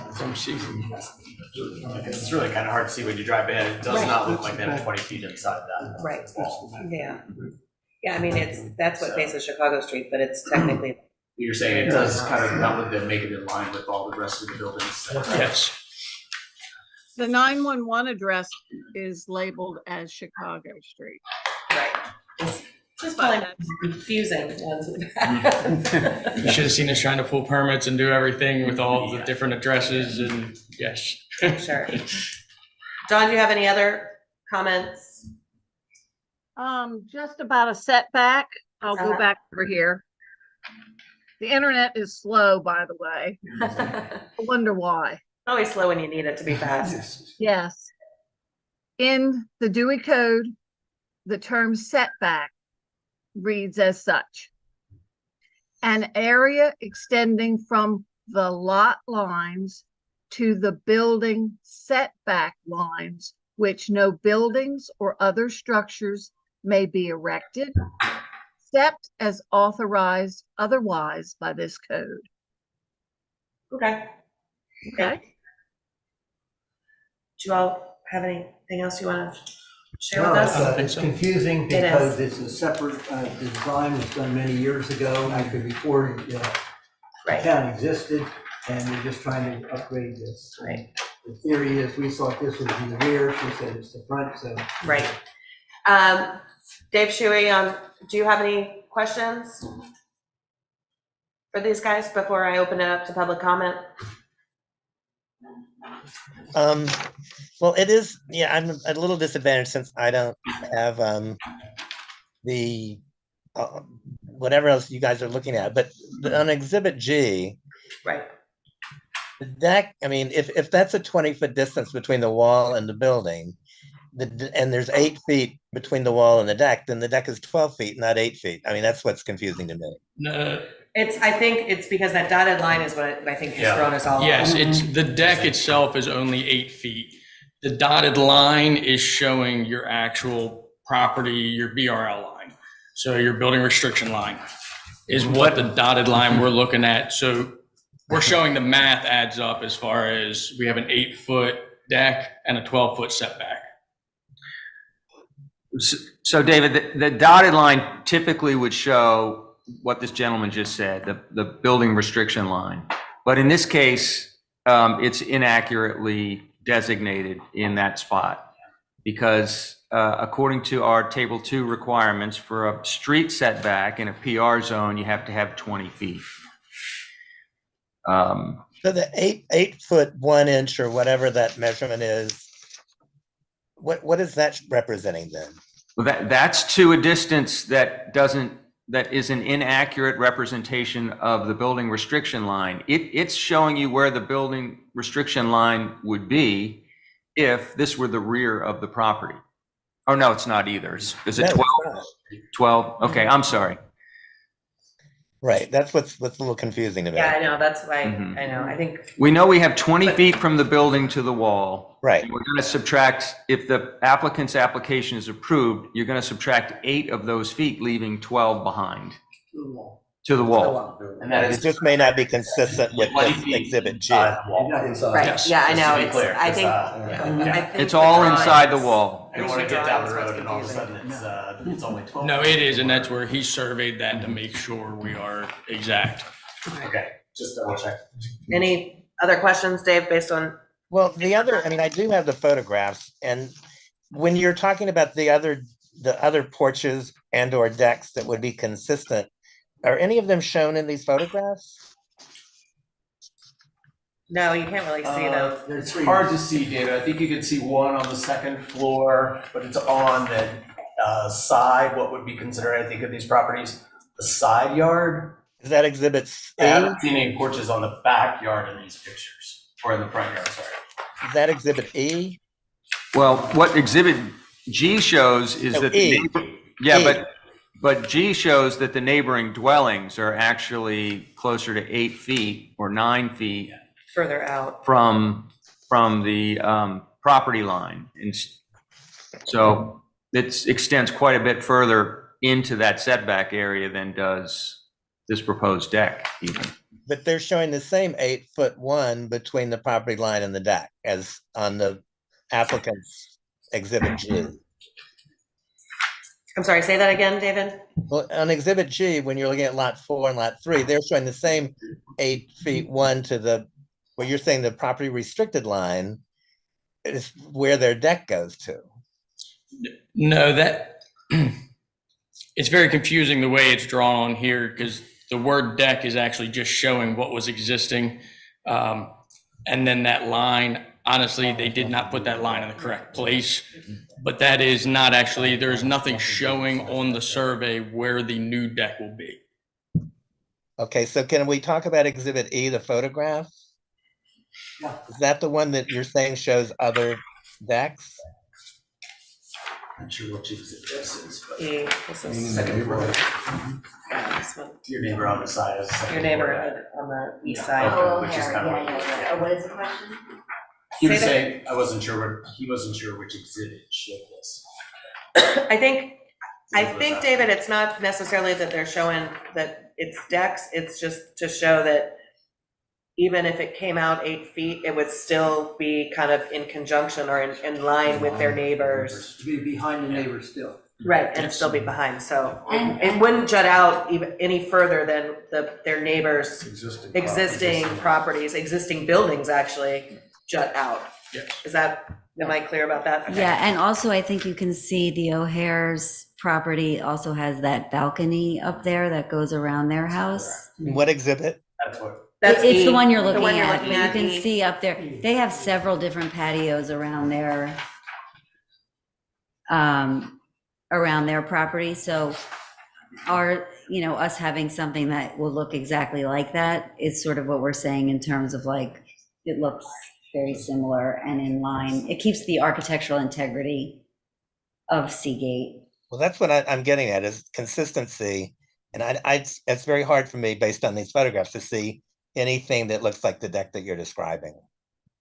Right, I don't think it's not that I think the point was, like we said, not that it's gonna look like this, the front is, the street facing side is not gonna necessarily look the same as their neighbors, but just that it's not gonna jut out even as far as their neighbors' houses jut out. Yeah. So even with the deck. So the deck's not even gonna come out as far as their neighbor's property, or not even property line, but their neighbor's structure, their homes jut out. Does that make sense? Okay. Well, on Exhibit F, if I could ask one more question. On Exhibit F, the wall that we're looking at, is that something that was between units 13 and 15 that no longer is relevant? This That's correct. Is that, the wall is Yeah, the wall that's being, down. it's Yeah, gonna that's take, down. it's being taken down. It's It is removed. down. Yes. All Okay, right, so where we're talking about is on the left side of that wall. Yes, right, because Okay, that's where the kitchen's gonna be. yes. all right. I understand better now. Thank you. Okay, thanks. Any questions? Just one more question, for Dawn, maybe if you could help me clarify. I know this area also has a required planting or green space, I believe. Would that impact that at all? I wouldn't think so, but No. just to double check. No, it does not. Okay. And if, It's pretty In- small, it's only 10%, I think. The area where this is being built on already is covered with a Deck. concrete patio and deck. Has nothing to do with the green space. And that's at grade, right? Is that deck at grade? No, Yes. actually, it's at grade, yes. it is. Yes. Is it? It's a couple inches higher than the grade. Any other questions? I'm good. Dave, any questions? Any questions? Okay, I don't have any questions. Thank you all. Thank you Thank very you. much. I'm gonna go ahead and open it up to public comment. So, yes, sir, come on up. Carter,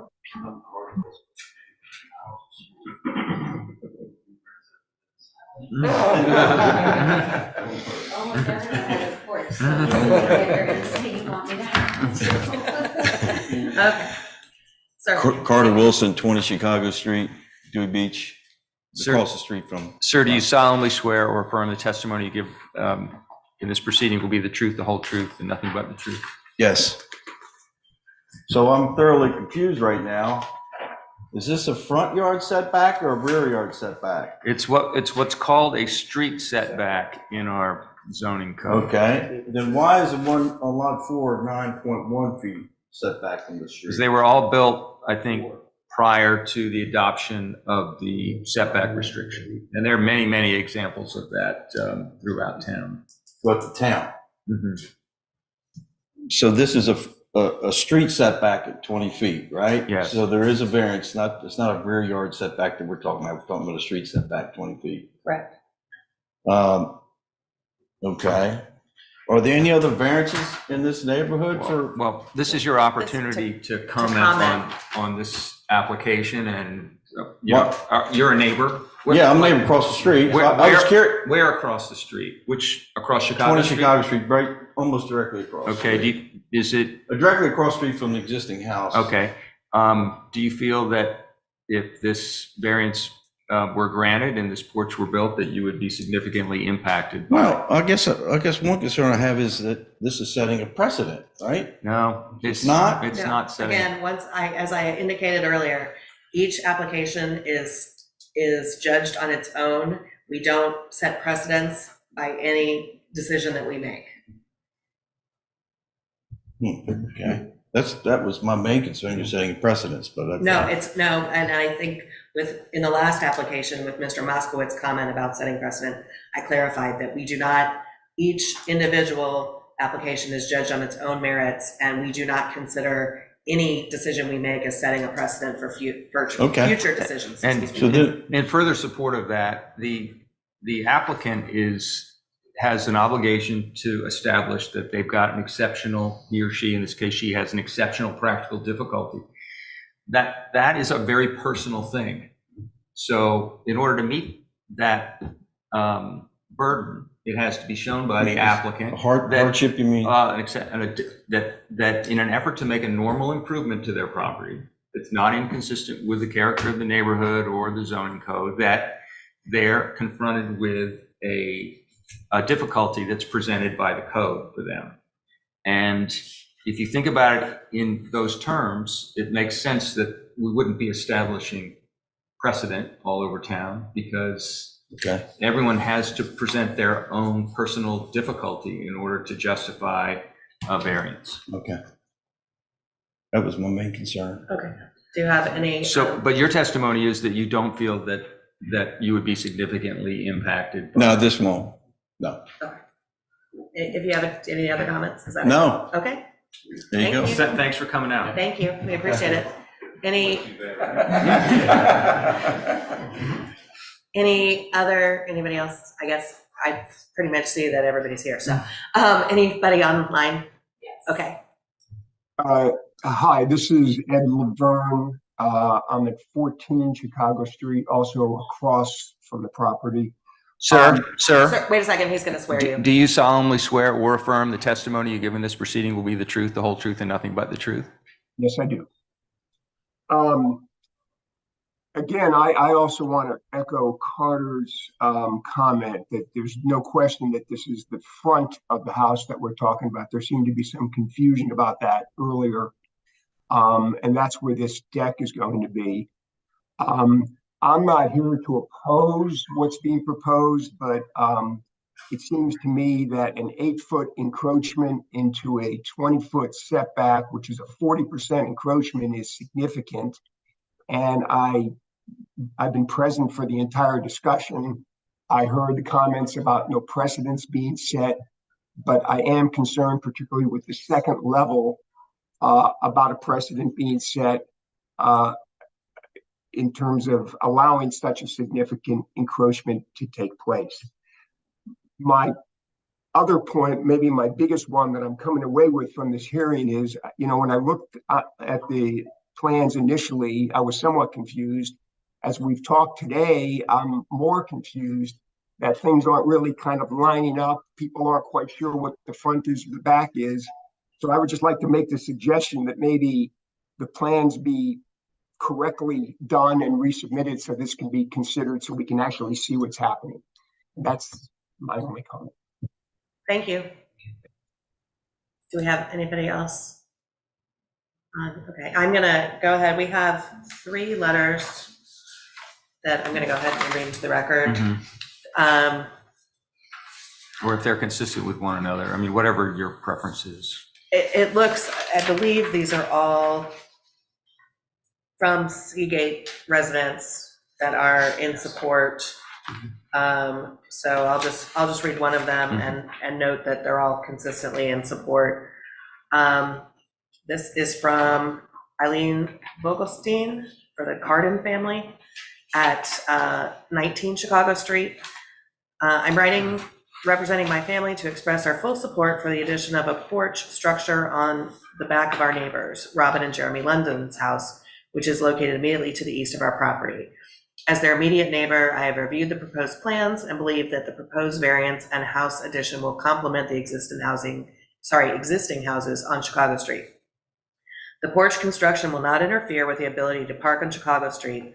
The proposed addition will seamlessly integrate with the existing infrastructure of the street, mitigating any negative impact on parking accessibility.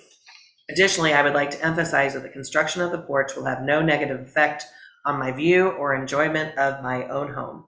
I have thoroughly reviewed the architectural plans and renderings, and I am confident that the porch has been positioned and designed in a manner that preserves both my neighbors and my own privacy and enjoyment of our respective properties. In light of these observations, I'm delighted to provide this letter of support for the London's variance and house addition plans. I'm confident that these proposed modifications will be a valuable and positive enhancement to our community and will contribute to the overall appeal and quality of living on Chicago Street. Please feel free to reach out with any questions. Sincerely, Eileen Vogelstein. Stein, I'm not sure if it's Stein or Stein. So anyway, I will note that there were two other letters. One is from Lisa Moss, the president of Seagate Village Homeowners Association at 4 Seagate Court, and the other is from James O'Hare at 11 Chicago Street. So, and again, they're both letters are similar in context as far as being in support of the variance request. So at this point, based on there being no other public comment, I'm going to close public comment and open it up to discussion. Dave, since I keep forgetting you over there online, I'm going to start with you again. Any comments? Not at this point, no. Okay. I guess I'm coming back to this sort of hardship or usage, and I'm not quite clear on. I'm trying to figure out in my head too. Is it that hard? Does it make that hardship case? I guess so. Maybe if you could explain a little bit more, because I know your neighbors are using outdoor porches across the street. They have outdoor porches, and you're making it a dining space for your family. So.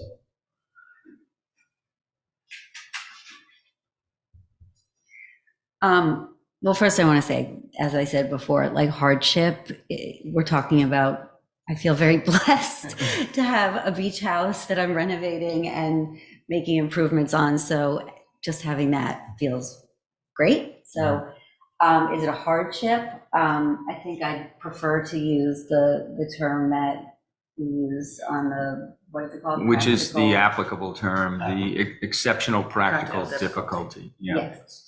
And in an effort to make what is viewed by you all as a normal improvement is the context for that. Yeah. So using that standard, I would say we love coming to the beach. We enjoy being outside, particularly from 3 o'clock to 8 o'clock at night. That's typically when we go back to our home and enjoy our backyard with our neighbors and friends and family. The sun sets, like I said, right into my backyard space. I've tried gigantic umbrellas and all different other things, but it doesn't keep the bugs away, so I can't have food there. It doesn't, it's hot, it's very hot. And it is, I never really had the space to have an outdoor dining area, but it also increases my ability to have more family around a table to enjoy the outside. When it's raining, which it does often, we are not able to sit outside. We lose that. If it's raining on Memorial Day weekend, which it has many years in a row, we are, inside, not able to enjoy being outside, which most of my neighbors on Chicago Street and within Seagate are able to do. And then I would just, again, reiterate that I do have a daughter with special needs, and she gets hot and uncomfortable and anxious when it's hot and buggy. And so enabling her to have a space where she can join us outside would be something that we would delight in. And similarly with the hot tub, it just doesn't seem like it's all within the space of Seagate. So it feels natural to have the space. So anyway, that's how I would answer your question. Does your child have any other safety concerns? Does she need a lot of supervision? No. No. No. Just one other thing that occurs to me, it looks like the length of the building on that side is 36.3 feet, and your proposed deck, I think, was to be 18 feet, so it would run half the length of the house, not the entirety. Correct. Yeah, okay, Yeah. good. Any comments? And you testified as to the desire to have a hot tub as well. Yes, right. So my comments are, in this case, obviously, the neighbors are in favor of the variance, at least the neighbors to each side. The neighbors across the street have concerns potentially about precedent, but as I indicated before, this is not precedent-setting decision on part of the board. I think there is a case given, I'm particularly swayed by the fact of your daughter with special needs that having a bedroom that faces south. I understand how hot it gets, even inside my bedroom versus even outside. So I can understand that concern if she has issues with heat. And the hot tub, if that is a therapeutic issue for her. So I do see that there is, if you didn't have those things, there would be an exceptional practical difficulty for you not to be able to make these changes.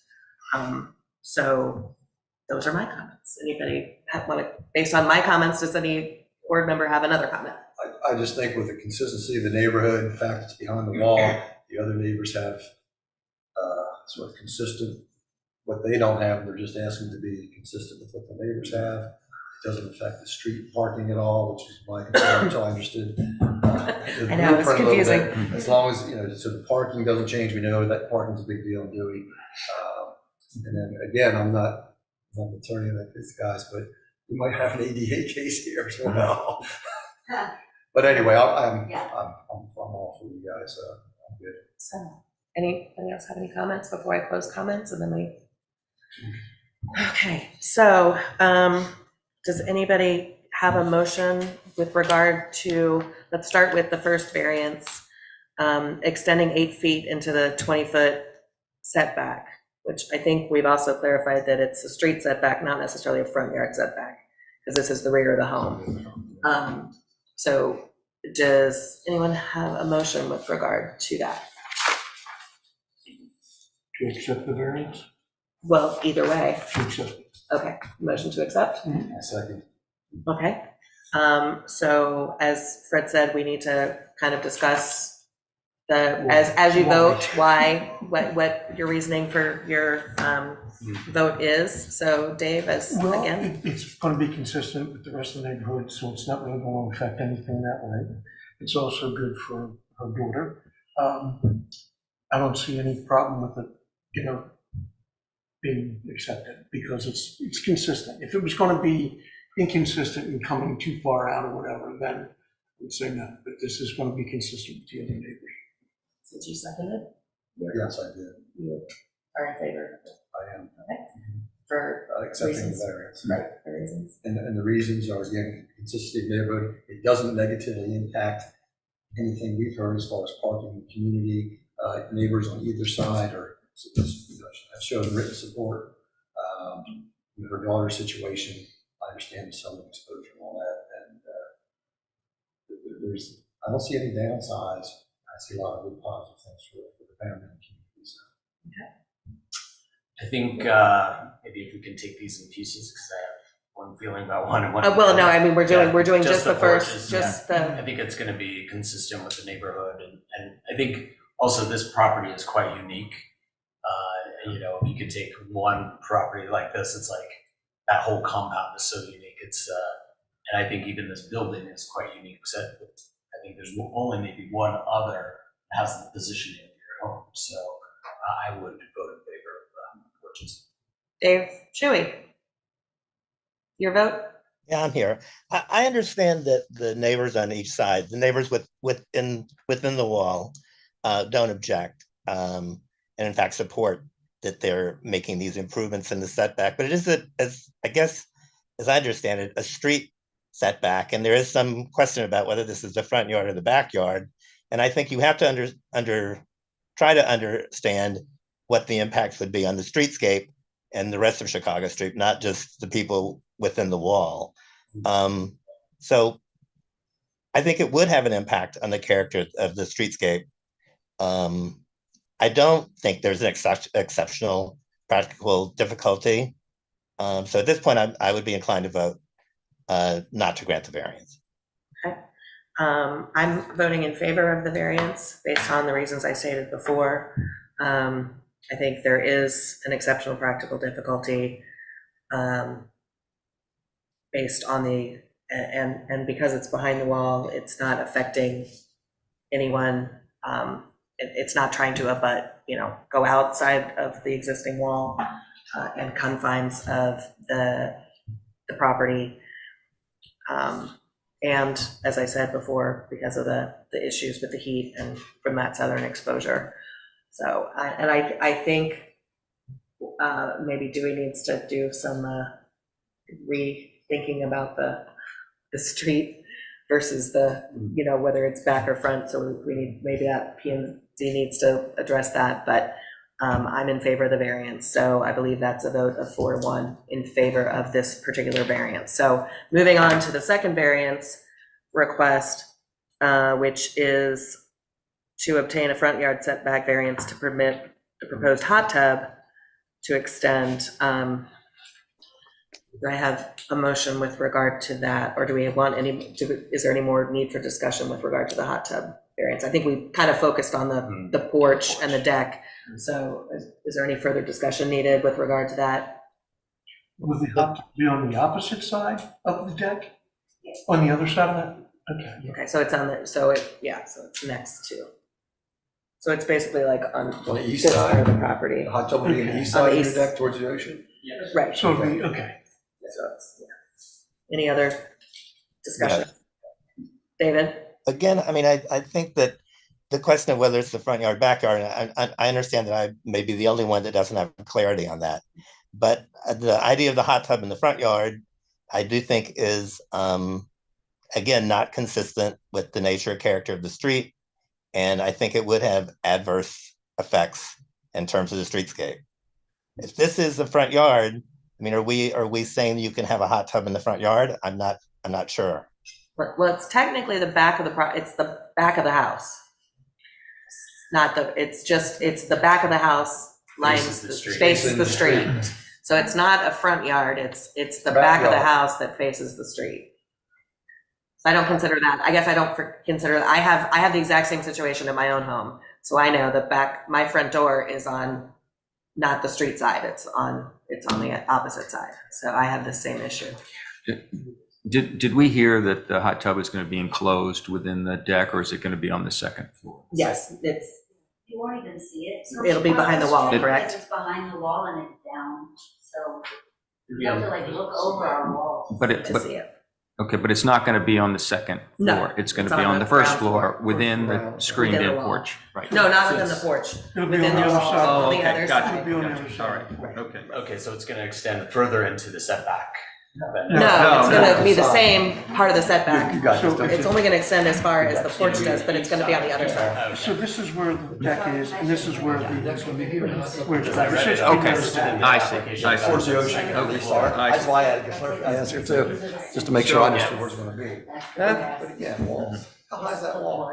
I think, And then we're putting a hot tub up right. Dawn, you had over some, there. go ahead, Dawn. Would be like the porch here. I'd like to help you folks Yes. get a visualization of what's being done. Hang on, wait a second, guys. So- Dawn's trying to. So hold on, Dawn. Everybody's So, fine. yeah, Thank you. we'd like to minimize the Chatter. circumstances where people are talking over one another, Right. because there's some, possibility we'd have to make a transcript from this. Right.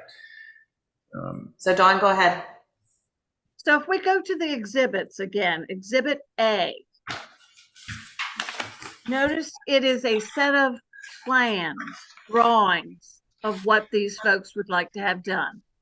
Right. And let me move my laptop over so I can let you hear me. So on Exhibit A, page 1, it's the proposed renovation for the Londons. Right. Go to the next page, and it's called elevations. Right. You see 4 drawings, Correct. and these are showing the 4 sides of the house. Now, if you look at what says the right side elevation, you see what is sticking out, or what appears to have a deck on top and a porch with columns going out from the existing house. Okay. This is what they would like to place going in the direction of the street. Right. Okay, that's looking at it from one side.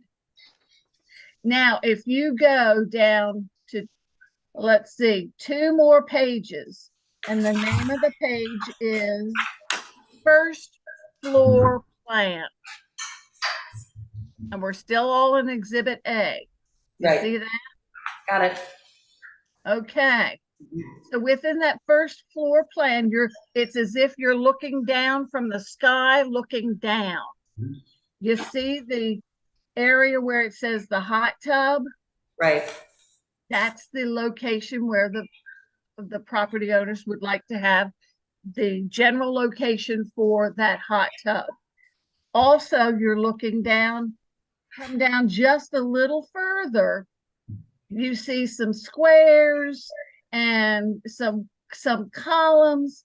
That is the proposed area for this porch, deck, and so forth.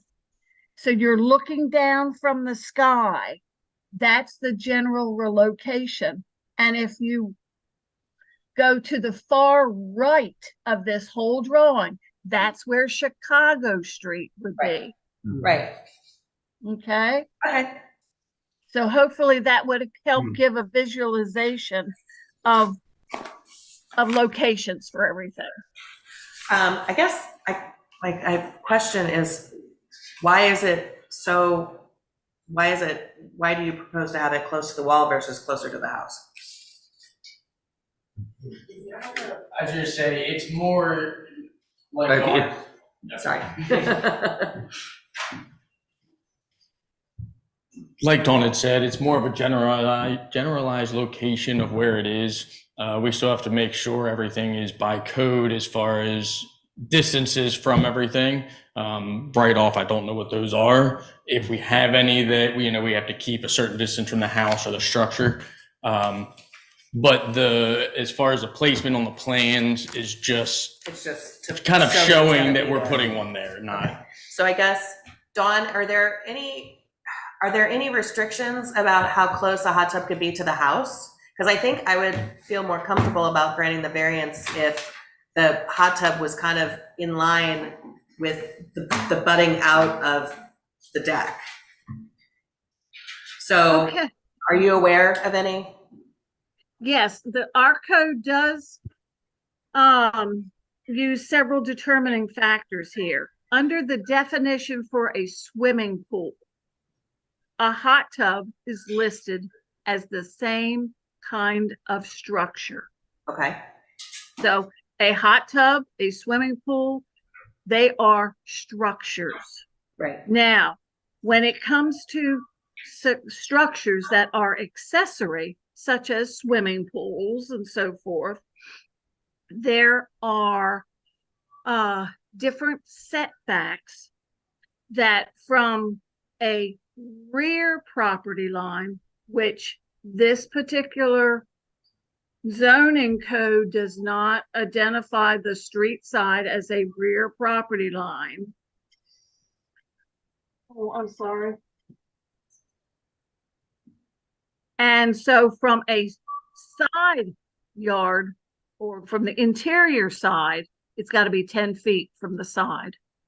So yes, there are boundaries, plus there has to be a minimum of a 3-foot wide walkway totally around the structure. And there has to be a barrier or a safety fence that's 4.5 feet in height around this. It's safety as well. So it applies to pools, hot tubs, things of this nature. But this particular area, according to Table 2, we have a street, yeah, famous Table 2, a street side of 20 feet setback. So this is where the building official could not rule in favor of allowing this because of this code.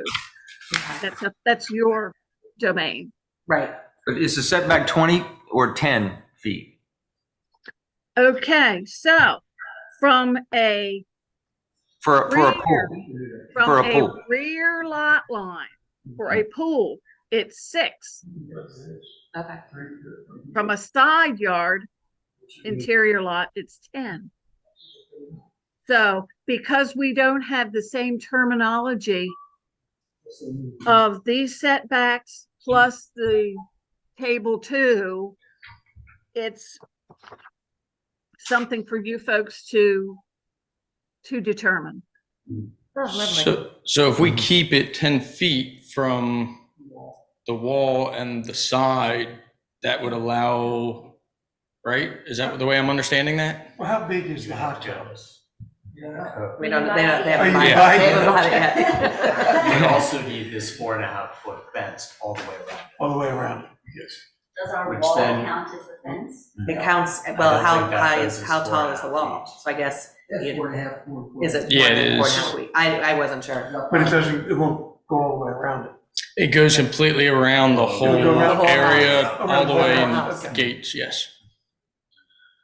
So I guess, like I said, it's, you know, it's, you're not asking for, like, in this particular application for the setback, you're not asking for specific what the variance should be. But I think you're going to need, I think the board is going to need to impose. That's what I think I it's was, going to. that's what I was going to You say. don't have to say, you don't have to restrict the size of the swimming pool, but I think the proximity to the street boundary line over here is what you should work from. That's basically where I was If going you're with that. inclined to grant. So I'm inclined to grant it, but with the implication that it not extend. I realize there has to be 3 feet of walkway space, right? That's what you said, Dawn. So 3 feet of walkway space between the house and the hot tub. But if I were inclined, as inclined I am to accept it, I would say that the hot tub should start 3 feet from the house, so that way it does not jut out Yes. as little as possible further from where the decking is going to jut from the variance. Mhm. So that would be my proposal and my inclination based on the needs, again, related to your daughter and the therapeutic needs for that. That's my inclination. Does anybody have any comments based on what I just said? No. I think I go the other direction, is that this is kind of seen as the front yard. And honestly, to put a pool or a hot tub in the front yard, I think the code is definitely clear on that. And it kind of changes, for me, a bit of the feel of the neighborhood when we start putting pools and hot tubs in the front yard. Okay. Even though there's a wall that you're not going to see it. Yes. For me. Okay, no, I'm not trying to sway you. I'm just saying, I mean, if there wasn't a wall there, obviously you can see it. Yeah. Part of the problem with the hot tub on the street side, whether it be the front yard or the backyard, is the noise that's generated and the echoing effect that would have on streetscape as well, and for the neighbors. Okay. Any thoughts, David? Thoughts? Okay. So one quick thing, Yep. I think it is fair to say that it is not characteristic of this neighborhood or any neighborhood that you would see pools or hot tubs in the front yard, but it is not strictly prohibited by our zoning code, believe it or not. Dawn, is that correct? I don't think we need a long explanation, but is that correct? That is correct. It Okay. just cannot be within setbacks. Right. Okay. I have a question. So Dawn, who's responsible for ensuring the definition of the fence that goes all the way around? I know they've got their wall. Is that us or the county? That would be us. That's a zoning issue, and so we have jurisdiction over that. Thank you.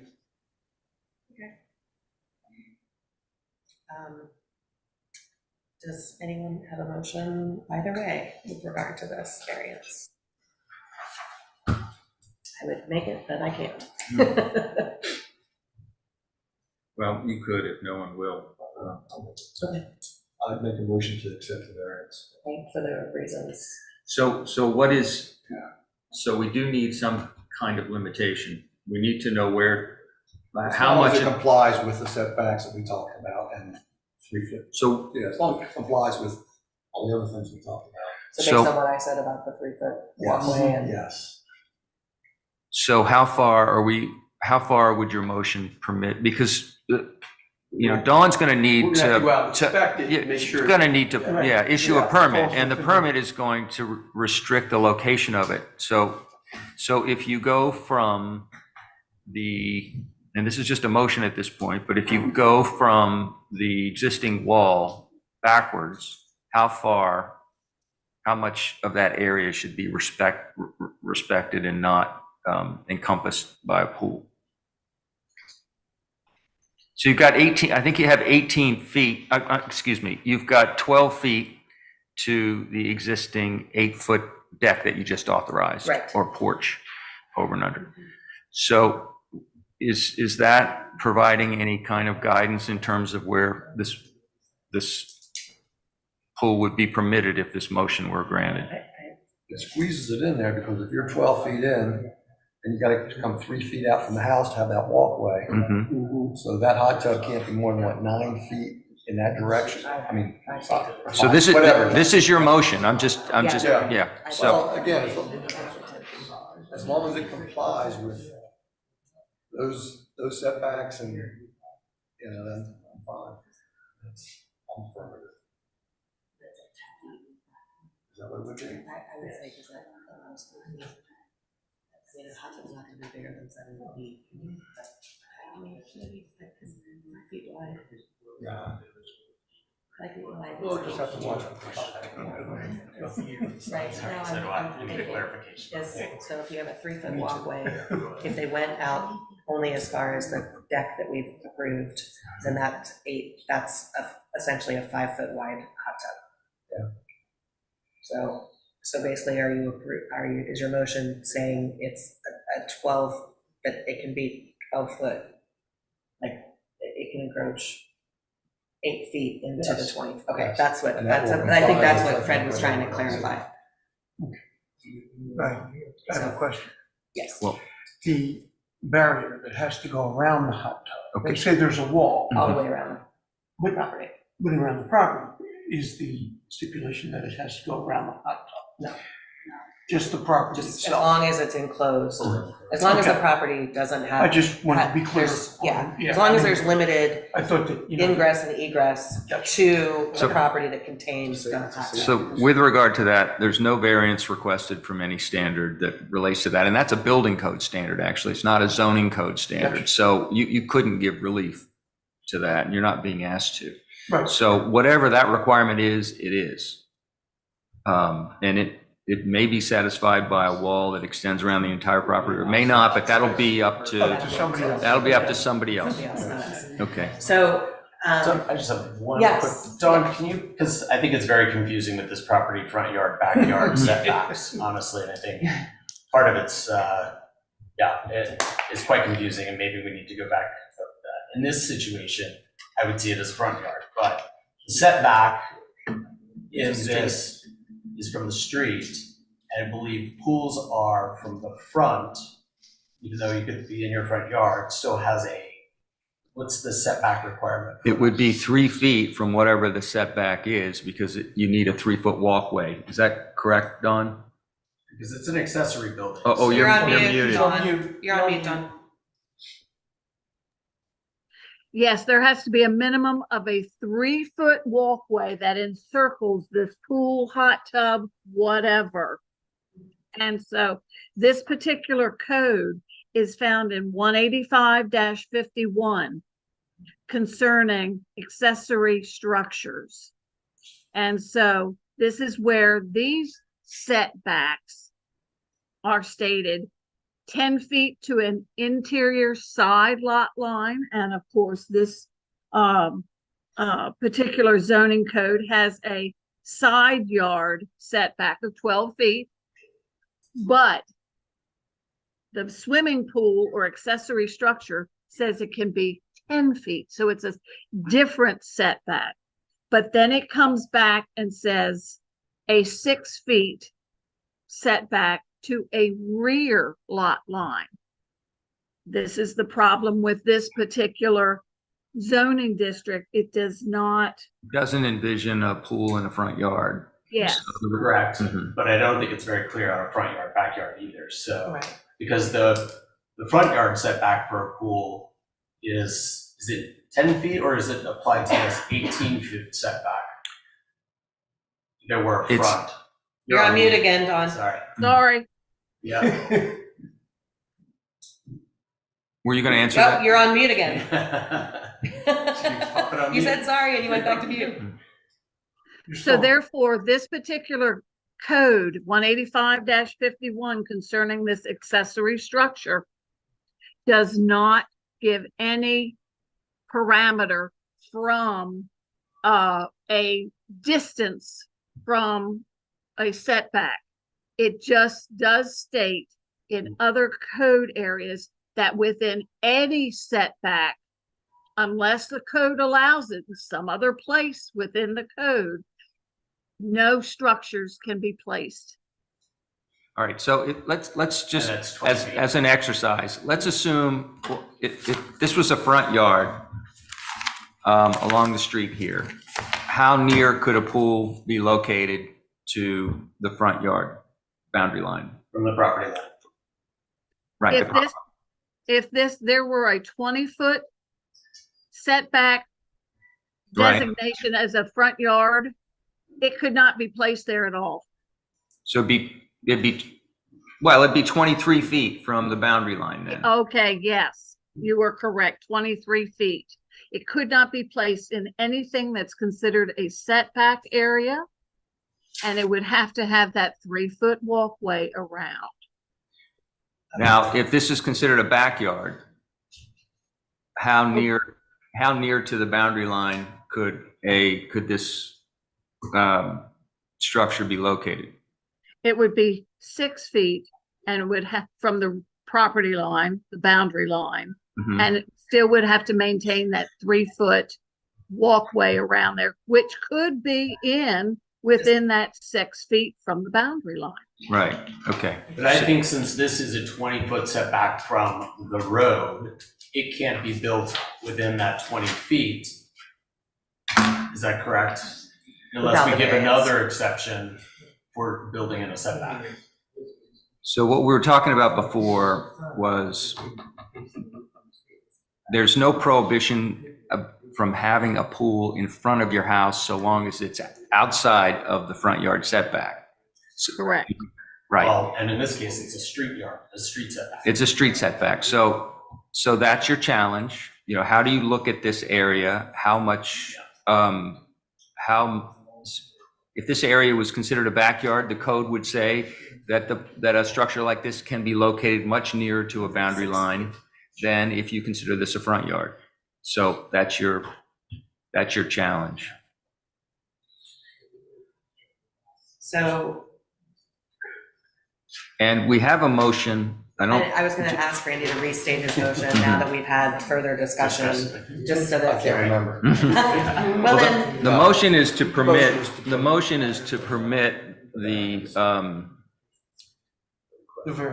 the variance, but what we don't have is a request from the applicant that tells us where they want, how near they want this so we need to put parameters on where we're okay with this. If you're going to authorize that, the motion needs to say how near or how far it has to be from that front yard or from that boundary line along the street.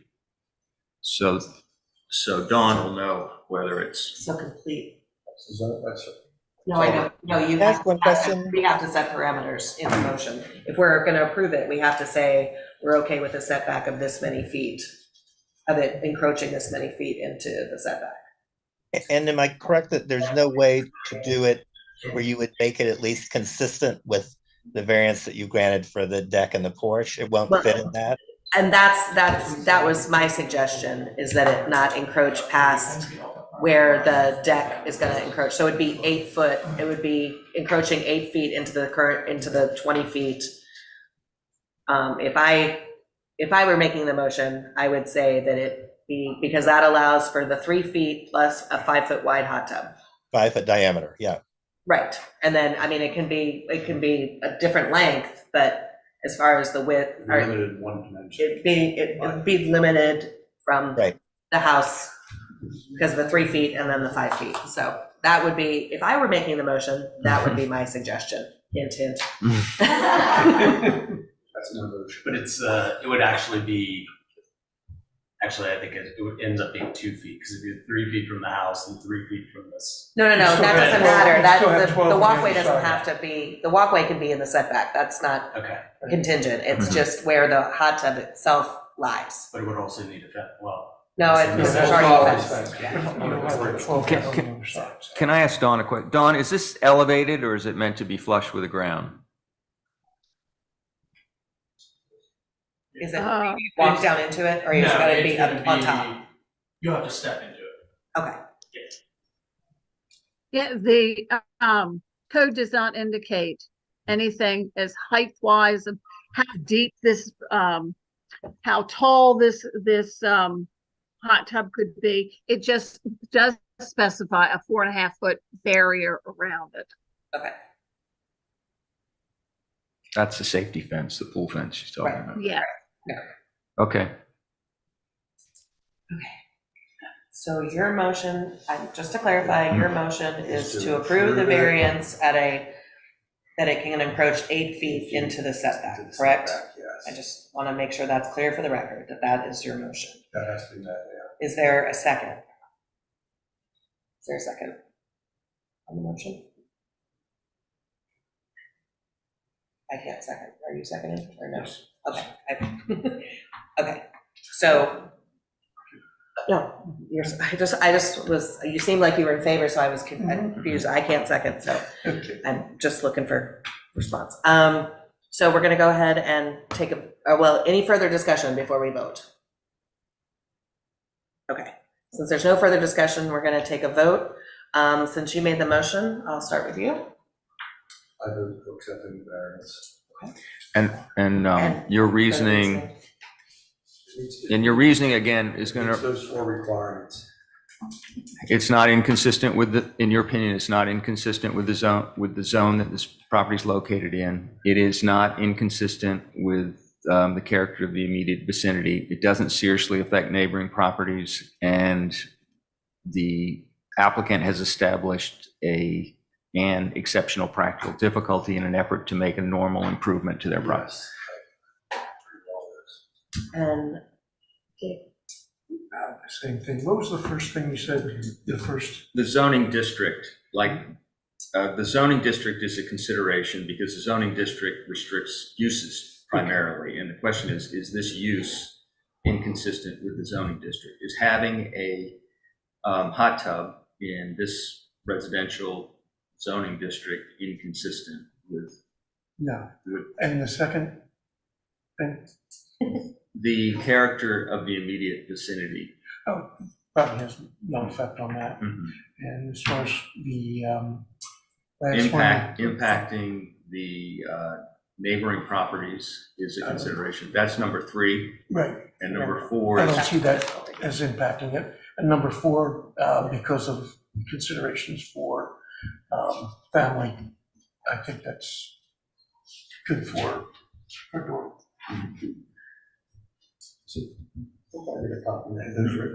Yeah, so I think in the future, we're gonna make sure for BOAs, we give each person a copy. I can see this is going to be a big, I mean, it should be. I mean, I just need to have that. I forget them every time. I know. I vote to decline. And one, I think it does impact the character of the neighborhood, having this where it can be viewed. I think the nature of the zoning, we've given setbacks now for a porch. Now this is something extra, it doesn't fit quite within that. And yeah, I think the other one was significant impact to their neighbors. Yeah, that one I'm not clear on whether they haven't heard. You don't a hot have, tub they don't have to fail every Exactly. element in order for you to justify a vote of no. David? I think the request is inconsistent on the first 3 factors, with the character of the neighborhood, with the zoning, and with the neighbors having possible potentially adverse effects on the neighbor. And I don't believe that the applicant has made a showing of an exceptional practical difficulty in not having a hot tub in their backyard. Okay.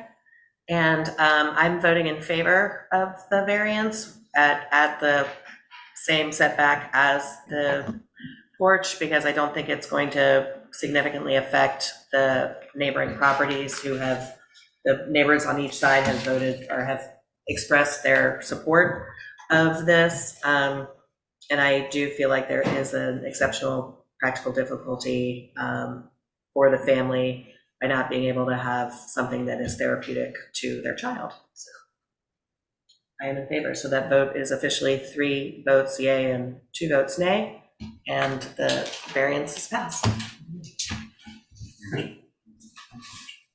Who enforces that? Now Dawn will enforce that. Yeah, so- based on our. I was gonna say, because. No, Dawn will enforce that. It's based on not gonna our- be. We can't easy, put- I mean, So when they sell the house, does it revert back to not an exception? No, Yeah, that's what I thought. the property is, yeah, so it runs with the When property. they go get the permit to put this in, they're to follow what you voted, plus whatever's in the town code. Right, Yes. so Doesn't so there's mean still it's more just work to gonna be happen. done, Well, right? no, they still have.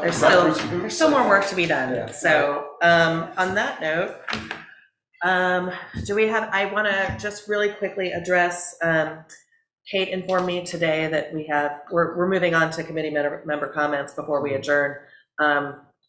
An application has just been submitted, so I'd like to, while we're all together, look at dates for a meeting in mid to late January. So if everyone has their calendars on their phone like I do. I was looking at the week of the 15th. Wait, what is today? No, that's not enough time, is it? Kate, what is today? No. Today, that's not enough time. Today's just saying. 15th of January. January. Okay, the week of the 15th. So Monday is MLK Day, so anything Wednesday or Tuesday through, I don't like to do meetings on Fridays, so Tuesday through Thursday. How about you, David? Where is it? You're on mute, David. Yeah. David, You might be gone. are you, the week of There he is. the week of the 15th of January, Tuesday through Thursday? Are any of those days bad for you? Because everyone else looks like they're pretty open any of those days. I think Thursday is a problem for me. For you. So, okay, Tuesday or Wednesday that week? The 16th or 17th of January. I like the I'm 7th. traveling on the 17th. Okay. Okay, so Tuesday, the 16th is better for you? Monday, the 16th. No, Monday's the 15th. Tuesday, the 16th. January? Yeah, January. Oh, Tuesday, the shoot. 16th, is that okay with you? I'd have to do it by Zoom, but sure. Okay, if My you, bad. as long as you can do it by Zoom. So everybody's good with Tuesday, the 16th, 6 o'clock? Fred, is that okay with you? Okay, so we're gonna go ahead and set our next meeting Yes. to discuss, and I'll send, once I get it, I'll send out the application to everybody. And do I have a motion to adjourn on that note? Motion to adjourn. Second?